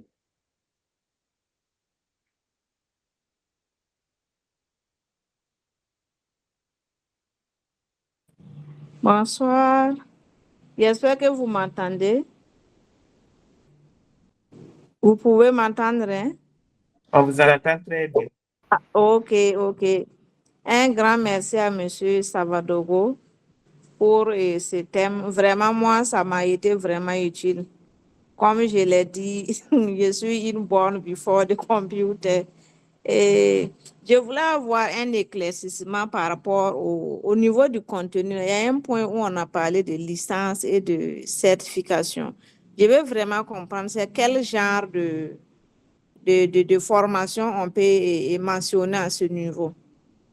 Par exemple, si je suis quelqu'un qui est financier et par exemple, j'ai eu à faire une formation, la gestion financière des ONG humanitaires, est-ce que ce sont ces genres de choses ou bien c'est des gens de formation qui donnent à des certifications ISO ou quelque chose comme ça? Je voulais avoir plus de précision. Merci. Alors, merci madame pour votre question. Effectivement, ce sont ces genres de certifications que l'on doit mettre à ce niveau. Maintenant, est-ce que la structure, elle est reconnue? C'est là aussi, il faut se rassurer. Il y a des structures, en tout cas, si la structure est reconnue, voilà, vous pouvez ajouter là-bas sans problème. Ce que je n'ai pas ajouté à cette présentation, parce que j'étais plus axé sur le personal branding, c'est que la plateforme LinkedIn a aussi une autre plateforme à côté qu'on appelle LinkedIn Learning, qui est une plateforme sur laquelle on peut faire des certifications en rapport avec différents secteurs d'activité qui est reconnue mondialement. Donc, sur cette plateforme, si vous obtenez des certifications, vous pouvez venir les ajouter. Il y a aussi d'autres plateformes de certification en ligne, que ce soit Google, que ce soit HubSpot, que ce soit Coursera, que ce soit Open Classroom. Bref, il y a une infinité de plateformes. Sur ces plateformes, si vous obtenez des certifications, vous pouvez venir les enseigner. Même si ce ne sont pas sur ces plateformes et que la structure est reconnue, vous pouvez bien entendu renseigner ces certifications ou bien ces licences sur cette partie.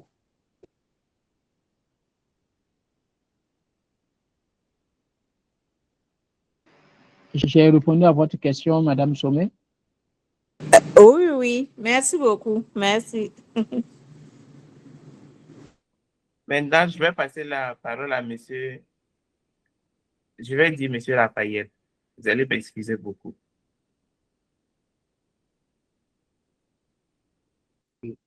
Bonsoir, mesdames et messieurs. Comme vous avez déjà prononcé mon nom, c'est Touré Yekoulé Raphaël. Moi, déjà, j'ai pris la conférence en cours. J'ai déjà un profil LinkedIn. J'ai même été contacté pour certains entretiens. Bon, plus ou moins, c'est pas marché. Et deuxième chose aussi, il faut que j'ai environ 20 000 abonnés. Bon, ce que je cherche, je n'ai pas encore atteint mon objectif. Je continue. Mais la seule chose qui me limite, on me demande souvent de faire une vérification pour augmenter ma visibilité. Et quand j'ai utilisé ma pièce d'identité, après, ça a été rejeté. J'utilise, on rejette. C'est quelle pièce, c'est quel document qu'ils demandent exactement pour être identifié ou bien pour faire la vérification pour augmenter ta visibilité? Voici ma question.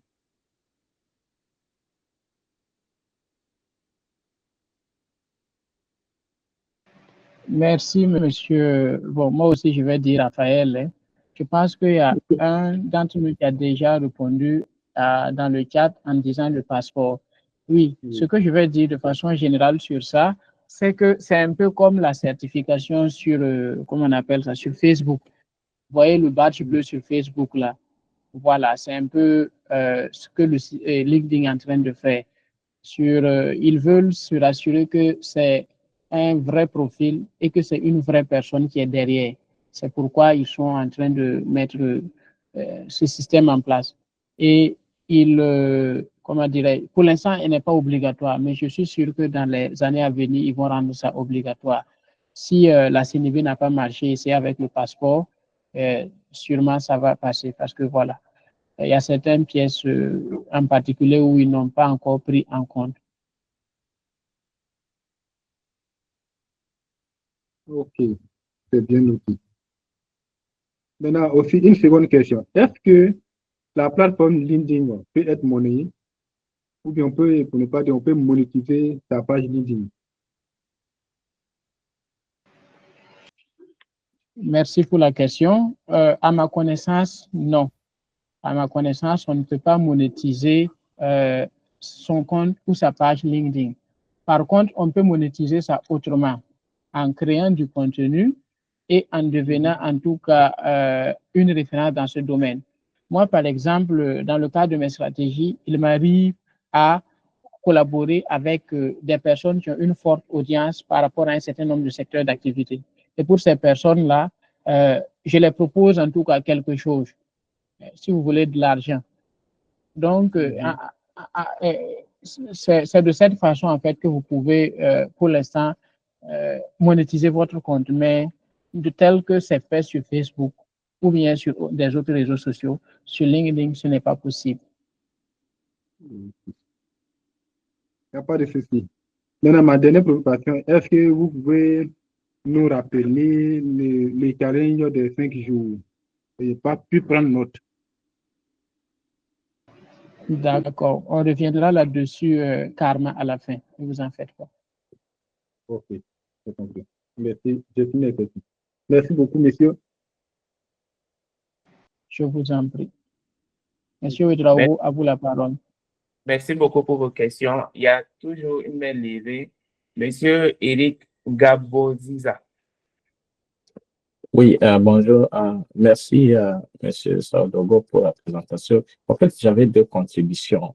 La première contribution, c'est pour la première question concernant le rejet et l'identification. Et ça peut, non pas seulement parce que la carte ou bien l'identité que vous avez utilisée n'est pas acceptable, il y a aussi le fait du cadrage. Souvent, quand ça rejette, ils vous disent soit, par exemple, votre image n'était pas vraiment face à face à la caméra. C'est-à-dire, il faut que les deux oreilles soient visibles. C'est très important. Donc, souvent, quand on rejette, on donne la raison.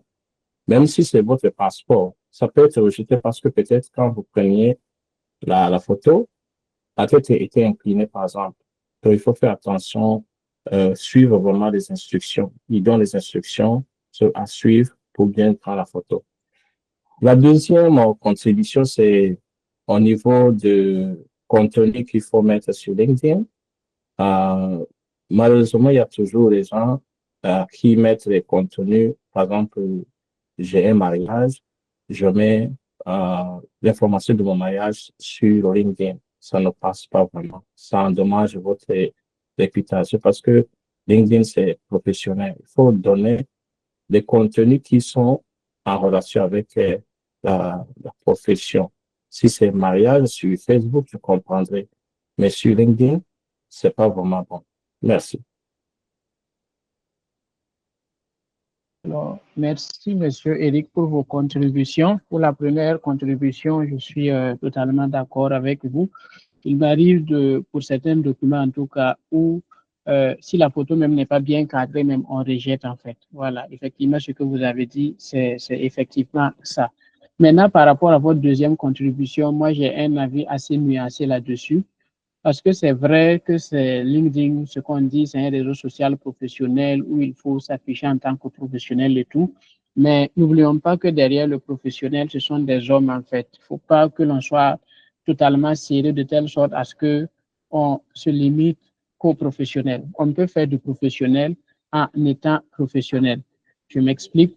On peut partager l'information de son mariage d'une certaine façon en faisant voir que, par exemple, si vous êtes un copywriter, à travers votre façon d'écrire pour annoncer votre mariage, on va voir que, wow, lui, il a tellement l'art et tout. Et c'est pour créer, en fait, la connexion, attirer la sympathie des gens et tout. Donc, il y a de ces contenus qui peuvent, en tout cas, qui sont personnels et que l'on peut partager sur LinkedIn. C'est de la manière dont on la partage qu'il faut vraiment être assez regardant. Faut pas créer du contenu sur LinkedIn comme si on créait pour TikTok, comme si on créait pour Facebook et tout. À ce niveau, je suis d'accord. Mais on peut être professionnel et partager aussi des éléments personnels avec la manière qui va avec. OK, merci.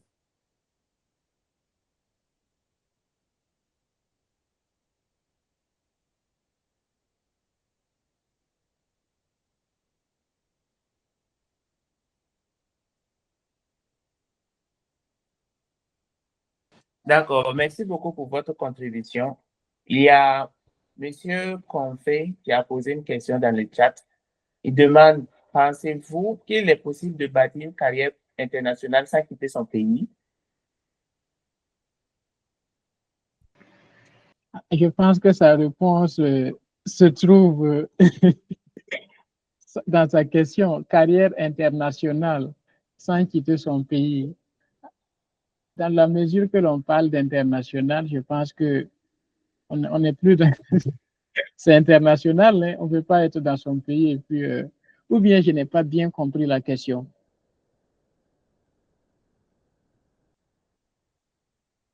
Si il peut prendre la parole pour bien me faire comprendre, parce que...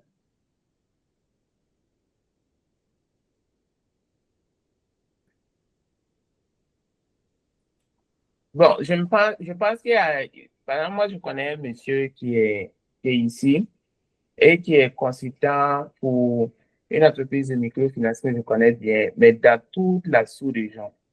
Dans toute la sous-région, il est consultant. Donc, je peux considérer qu'il a une carrière internationale, mais il est basé au Burkina ici. Oh, c'est dans ce sens, en fait.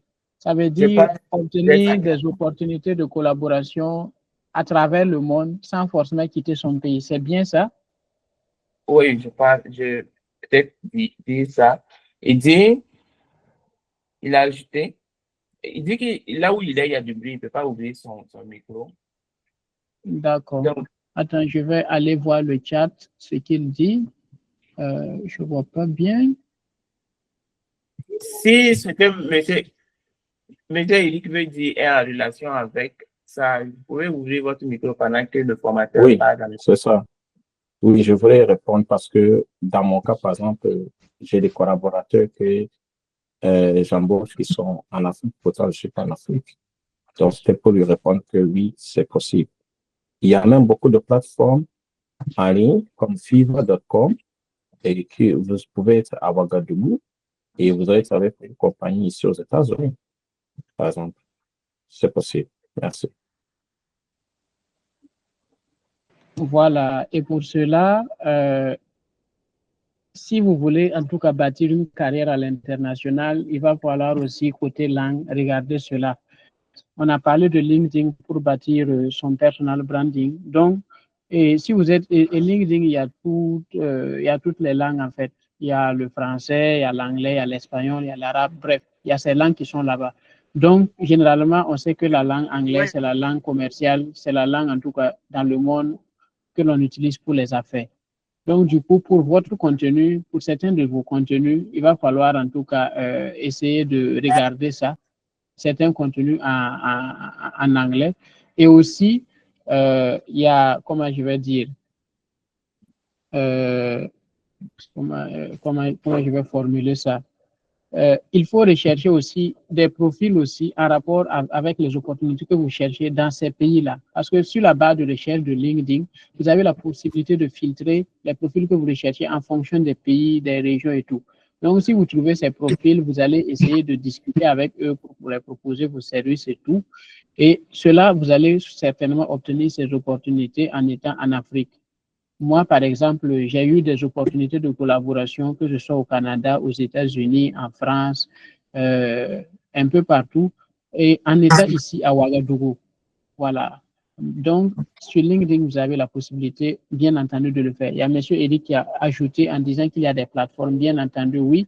Il y a la plateforme, si vous êtes freelance, par exemple, il y a la plateforme Fiverr qui vous permet de proposer vos services. C'est une plateforme américaine qui vous permet de proposer vos services un peu partout dans le monde. Et là, vous êtes en Afrique et vous rendez des services à des personnes qui sont un peu partout à travers le monde. Il y a aussi la plateforme, je pense que c'est 5euros.com qui est devenue Camap. Voilà, Camap, qui est une plateforme française et qui propose en fait des microservices que vous pouvez proposer à pas mal de personnes. Donc, oui, c'est possible d'être au Burkina Faso et de collaborer avec des personnes un peu partout à travers le monde.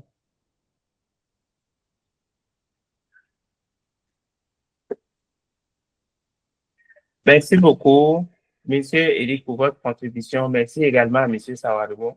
Et en fait, des fois, sur LinkedIn, ce que vous faites, vous ne savez pas, mais si vous partez sur votre profil, vous voyez toujours à chaque fois, on marque que 17 personnes ont visité votre profil, 15 personnes ont visité votre profil. Il y a certaines personnes qui lancent des recherches sur un profil bien déterminé.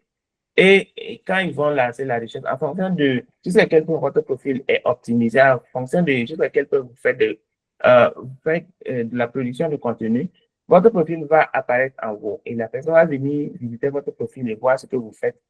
Et même si la personne n'est pas au Burkina, si votre profil le convient, je pense que il va vous contacter.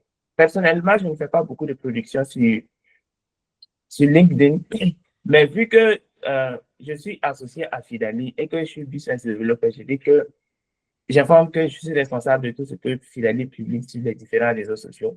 Donc, il y a certaines personnes qui visitent Fidali, qui visitent mon profil, et je reçois de temps en temps des offres d'emploi dans ma boîte personnelle, alors que je n'ai pas postulé. Je n'ai pas fait beaucoup de production de contenu également.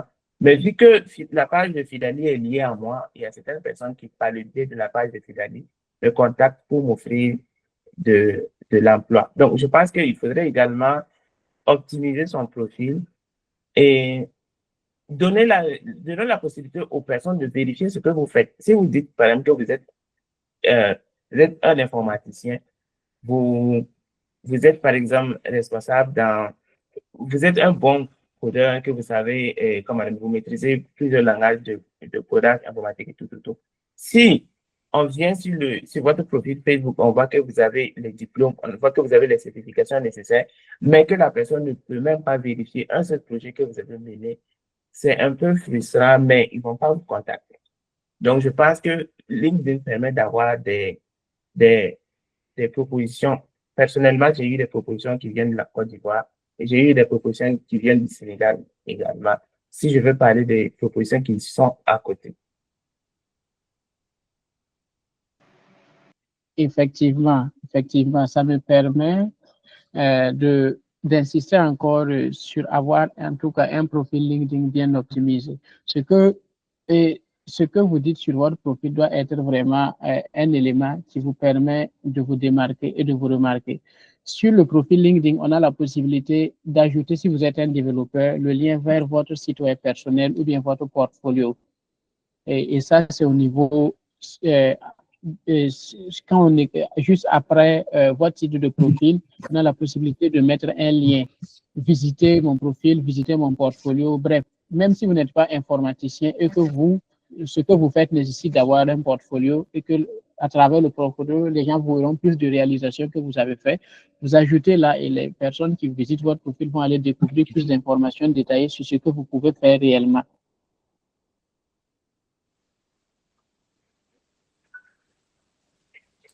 Merci beaucoup, M. Savado. Il y a M. Eric qui a levé la main.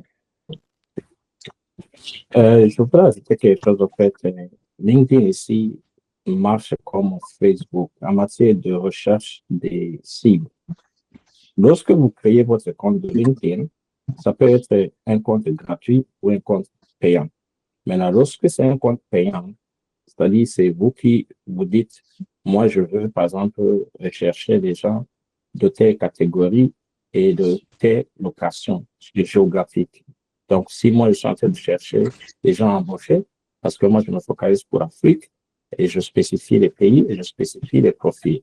Et ça rejoint à ce que M. Sawadogo disait, soignez vos profils, parce que LinkedIn va aller chercher ces profils dans sa base de données et il va me les présenter, parce que je suis un membre payant. Ce sont mes services. C'est exactement la même chose comme Facebook. Donc, ne soyez pas étonné que vous n'avez pas appliqué quelque part et puis un offre d'emploi vous arrive. C'est ça que je veux dire. Merci.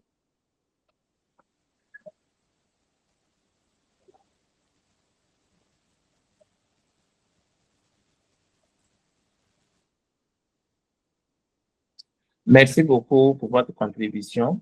La séance de questions-réponses est toujours ouverte. Je ne sais pas s'il y a d'autres questions, d'autres contributions. Je sais qu'il y a également des professionnels ici. Donc, s'il y a Alors, M. Confé n'est pas totalement satisfait.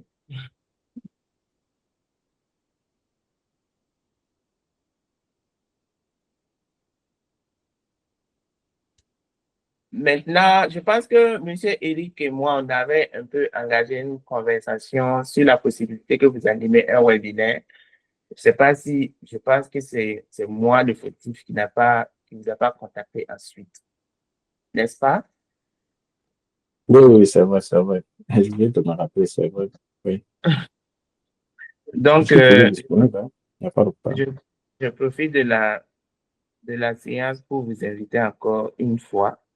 Je pense que le mois de juillet est déjà plein avec d'autres webinaires. Maintenant, si vous êtes toujours disponible, vous pourrez vous contacter après pour le mois de juillet. Oui. Je suis en train de chercher le chat là, comme je suis sur mon téléphone. Pas de doute. Pour mettre je vais mettre mon numéro d'adresse et puis comme ça, à partir de là, on pourra communiquer. Je vais vous envoyer le message. Voilà, je viens d'envoyer mon numéro d'adresse. Je vous envoie un mail à l'instant.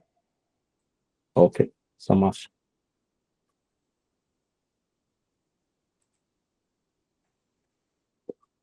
Il y a M. Confé qui a levé la main. Il y a M. Kader également, Daou, qui a dit « Désolé, je ne peux pas répondre en vocal. Ma question est, si tu viens de débuter l'informatique et tu veux créer un compte LinkedIn, quelle information publier? »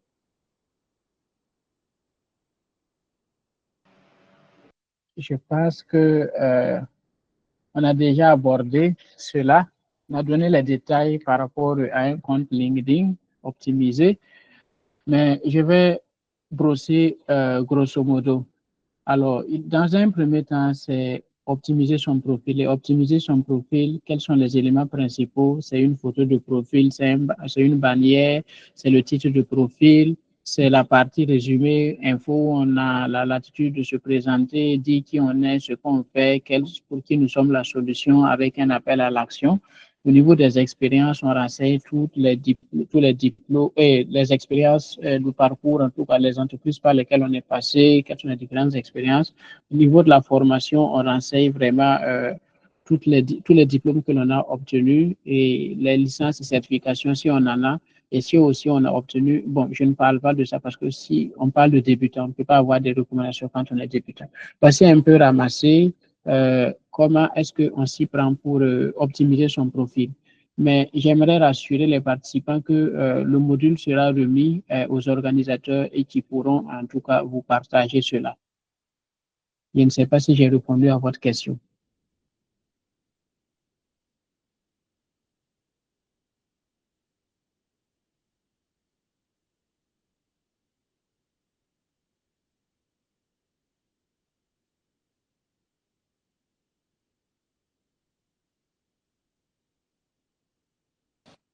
Monsieur Confé, vous avez la parole.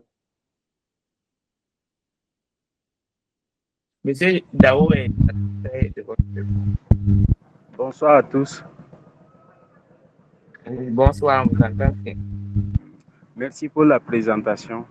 Je suis venu en retard, mais j'ai réussi beaucoup de choses. Bon, je suis comptable, encore freelanceur. Ma question est la suivante. Selon vous, comment un freelanceur peut-il réellement tirer parti sur LinkedIn Premium pour trouver des clients à l'étranger, notamment dans un domaine aussi sensible que la gestion financière?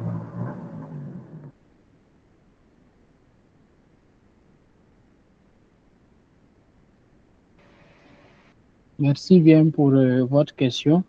Alors, avec LinkedIn Premium, il y a plusieurs options qui sont là et il vous propose généralement les options en fonction de vos objectifs. Ils vont vous demander quels sont vos objectifs et en fonction des objectifs, ils vous listent en fait les avantages de chaque offre. Donc, vous allez regarder et ils vous orientent en fait. Genre, si votre objectif, c'est la génération de leads, obtenir des personnes qui sont intéressées, en tout cas, par vos produits ou bien vos services, ils vont vous proposer la solution premium qui est adaptée. Si votre objectif, c'est, comment je vais dire, si votre objectif, c'est d'obtenir un emploi, ils vont vous proposer aussi l'abonnement premium qui est adapté. Bref, pour votre cas, vous êtes freelancer, ils vont vous proposer en tout cas une option par rapport à cela. Et ils vont vous proposer aussi plein d'autres outils pour la génération de leads, pour vous faire connaître et tout.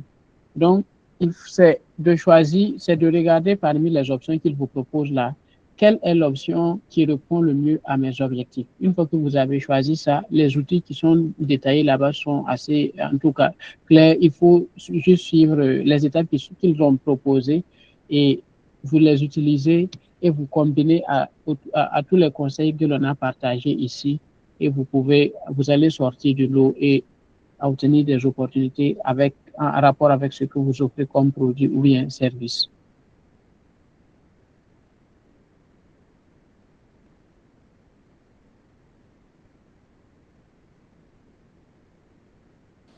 Et pour ajouter, en tant que freelance en comptabilité, vous savez, il y a ceux qui ont besoin d'une personne à l'interne et il y a ceux qui ont besoin d'une personne à l'externe.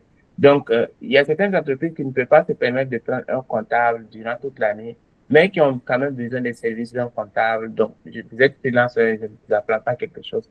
Donc, il faudrait essayer de voir. Il y a certaines activités qui sont très récurrentes et qui sont obligatoires parce que les activités qui ne sont pas obligatoires, les entreprises qui sont petites, qui n'ont pas les capacités de prendre un comptable toute l'année, ils ne vont pas se concentrer sur ça. Ils vont plutôt, comme on appelle ça, les classer dans les tâches qui sont oubliables. Par contre, il y a certaines activités qui sont carrément, comme on appelle ça, obligatoires. Donc, vous pouvez, par exemple, proposer des services sur les déclarations d'impôts sur chaque mois. C'est que si vous n'êtes pas en CME, par exemple, il y a certaines déclarations que vous devez faire chaque mois. Vous pouvez produire du contenu sur ça et proposer d'accompagner des personnes. Il y a plusieurs personnes qui sont, par exemple, sur LinkedIn, qui ont de petits business, qui n'ont pas prévu de prendre un comptable et eux-mêmes, ils ne peuvent pas faire leurs différentes déclarations. Vous pouvez les proposer. Donc, avec votre profil de comptable, si la personne le nécessite, vous pouvez signer un contrat de non-divulgation. Et là, vous faites la déclaration mensuelle de la personne, moyennant, par exemple, une petite somme qui ne faut pas le salaire. Parce que, bon, si votre service également est cher, bon, pourquoi ne pas plutôt recruter une personne qui va être en interne? Voilà, donc, peut-être, par exemple, pour ça, vous pouvez vous retrouver à accompagner plusieurs structures qui n'ont pas la possibilité d'aller prendre également un cabinet d'assistance fiscale.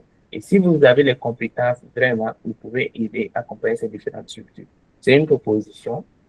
Donc, vous pouvez rechercher une activité qui est obligatoire pour les entreprises, mais que les entreprises n'ont pas également prévu de recruter un professionnel à l'interne pour faire ça et qui n'ont pas également la capacité financière de prendre un cabinet de conseil. Et vous, en tant que freelance, vous pouvez accompagner les structures sur ce point. Et là, je vais ajouter en disant que là, c'est vraiment une niche. Et là, si vous vous positionnez dessus, vous devenez la référence et par la suite de faire, toutes les personnes, en tout cas, qui seront dans le besoin, ces entreprises même vont vous référencer aux autres entreprises avec lesquelles ils collaborent ou bien à leurs amis et collègues. Et par fini, c'est vous qui viendrez en tête de liste chaque fois que ce besoin va être posé, en fait.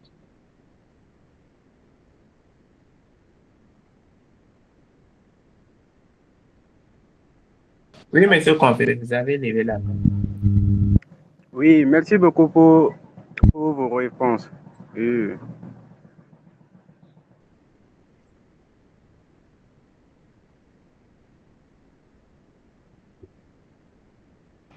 Je ne sais pas si c'est moi, mais je n'ai pas entendu ou bien il a fini de parler. Non, il remercie pour la réponse.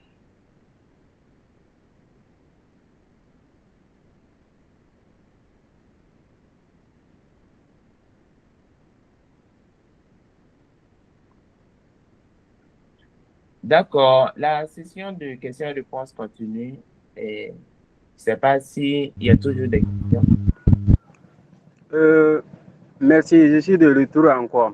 Je voudrais savoir en plus si il est nécessaire d'accepter tout contrat à distance. Bon, si si LinkedIn est vraiment sécurisé pour que il y a en fait des personnes malveillantes sur les plateformes, bon, qui sont pas vraiment des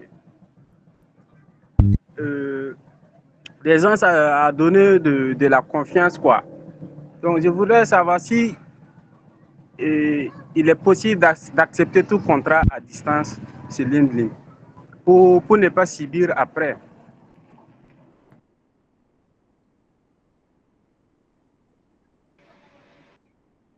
Merci pour la question. Effectivement, sur LinkedIn, on ne peut pas faire confiance à tout le monde. Parce que c'est vrai que sur ce réseau social, il y a pas trop de, comment on appelle ça, il n'y a pas trop d'arnaques, mais il y a quand même des arnaqueurs. Il y a des personnes, en tout cas, qui ne sont pas dignes de foi, qui sont sur LinkedIn. Moi, je n'ai pas été victime. Je l'ai détecté, en tout cas. Il y a un Chinois comme ça qui m'a écrit. Et quand j'ai vérifié après, je me suis rendu compte que lui, je ne peux pas me fier à lui. Mais je dirais seulement d'être prudent dans la façon de discuter avec la personne, dans les documents que la personne va vous demander. Vous allez aussi aller faire vos petites recherches sur la personne, pas seulement sur LinkedIn, à travers en tout cas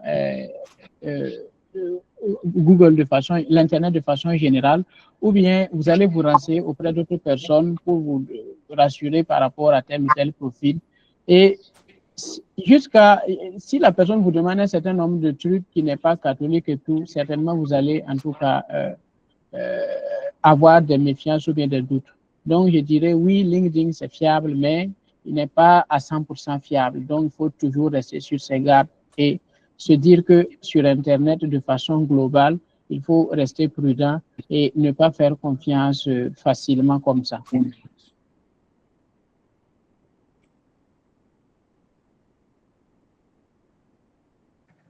D'accord, merci beaucoup.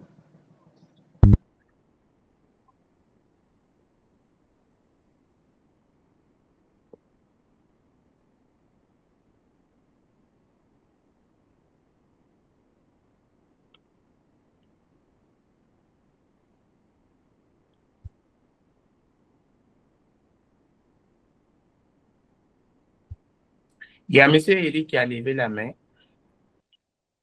Oui, je voulais ajouter à ce que M. Saodogo venait de dire. Pour les documents qu'on vous demande, normalement, oui, LinkedIn, c'est fiable, mais il n'y a jamais eu de risque de zéro. Ça fait partie de campagne souvent que je fais pour la sécurité en ligne. Quand vous avez une offre, le seul document que vous devez donner, c'est le CV. Si vous voyez que, par exemple, la personne vous demande de fournir vos passeports, les informations qui contiennent disons, les documents qui contiennent vos informations sensibles, commencez à vous poser des questions. Comme M. Saodogo l'a mentionné, faites vos recherches.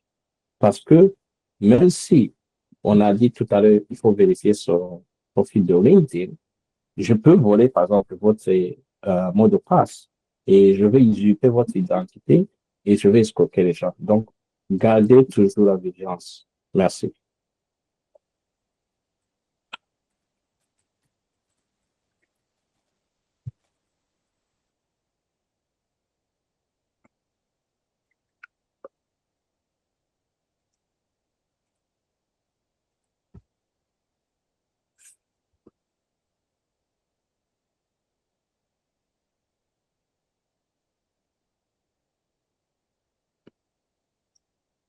D'accord, merci beaucoup. J'ai comme l'impression qu'on a fait vraiment le tour. Est-ce qu'il y a toujours une personne qui veut prendre la parole?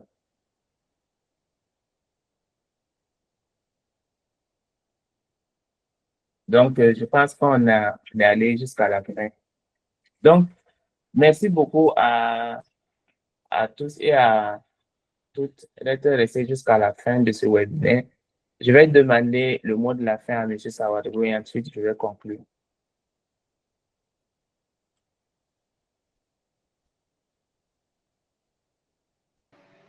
Avant de dire mon mot de la fin, je reviens sur le challenge qui a été proposé. Si vous êtes partant, alors moi, je me porte volontaire pour relire les postes qui seront en tout cas préparés au cours des 5 jours. Chaque jour, vous allez rédiger vos postes. Je vais regarder ce qui va, ce qui ne va pas. Je vais vous donner des conseils pour la rédaction de postes vraiment qui captent l'attention. Et on va définir ensemble ça va commencer tel jour, ça va finir tel jour. Et on pourra avancer ainsi, si les organisateurs, bien sûr, sont d'accord. Nous sommes totalement d'accord et on vous soutient. Alors, je repartage, je ne sais pas comment on va organiser ça, ça va être annoncé dans le grand groupe, on va créer un groupe restreint, je ne sais pas, mais je regarde les organisateurs.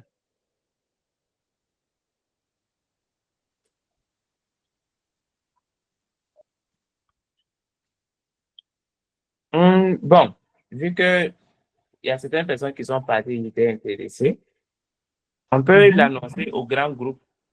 Aussi, j'ai mis mon contact dans les commentaires. Ceux qui le veulent peuvent me contacter après pour avoir votre contact. Et alors, à la limite, on pourra le faire dans le grand groupe également. Nous, on n'a pas de souci. D'accord. Donc, je dirais de contacter les organisateurs par rapport à ça. Nous, on va discuter en off pour préparer ça et qui sera informé dans le grand groupe et on pourra faire le suivi derrière pour que vous puissiez prendre la parole et après, vous aurez la main pour communiquer sereinement sur LinkedIn. Donc, pour finir, je vais remercier les organisateurs de m'avoir invité et je vais dire aussi que j'ai été content d'avoir partagé ce moment avec vous. Je vais remercier toutes les personnes qui ont intervenu avec des contributions. Et c'est dire que c'est un partage. On n'est jamais suffisamment informé, on n'est jamais suffisamment, comment dirais-je, on ne connaît pas forcément tout. Donc, ça a été aussi un moment où j'ai appris de vous, j'ai compris pas mal de choses. Et pour finir, je dirais qu'il faut passer à l'action. Le challenge qui a été proposé, c'est pour que nous puissions passer à l'action. Et c'est dans l'action que nous allons nous rendre compte si on a réellement compris ce qui a été partagé ici. Je vous souhaite de belles réussites et je souhaite que le challenge que nous allons mettre en place puisse vous permettre réellement de faire la différence et d'attirer les meilleures opportunités qui vous correspondent.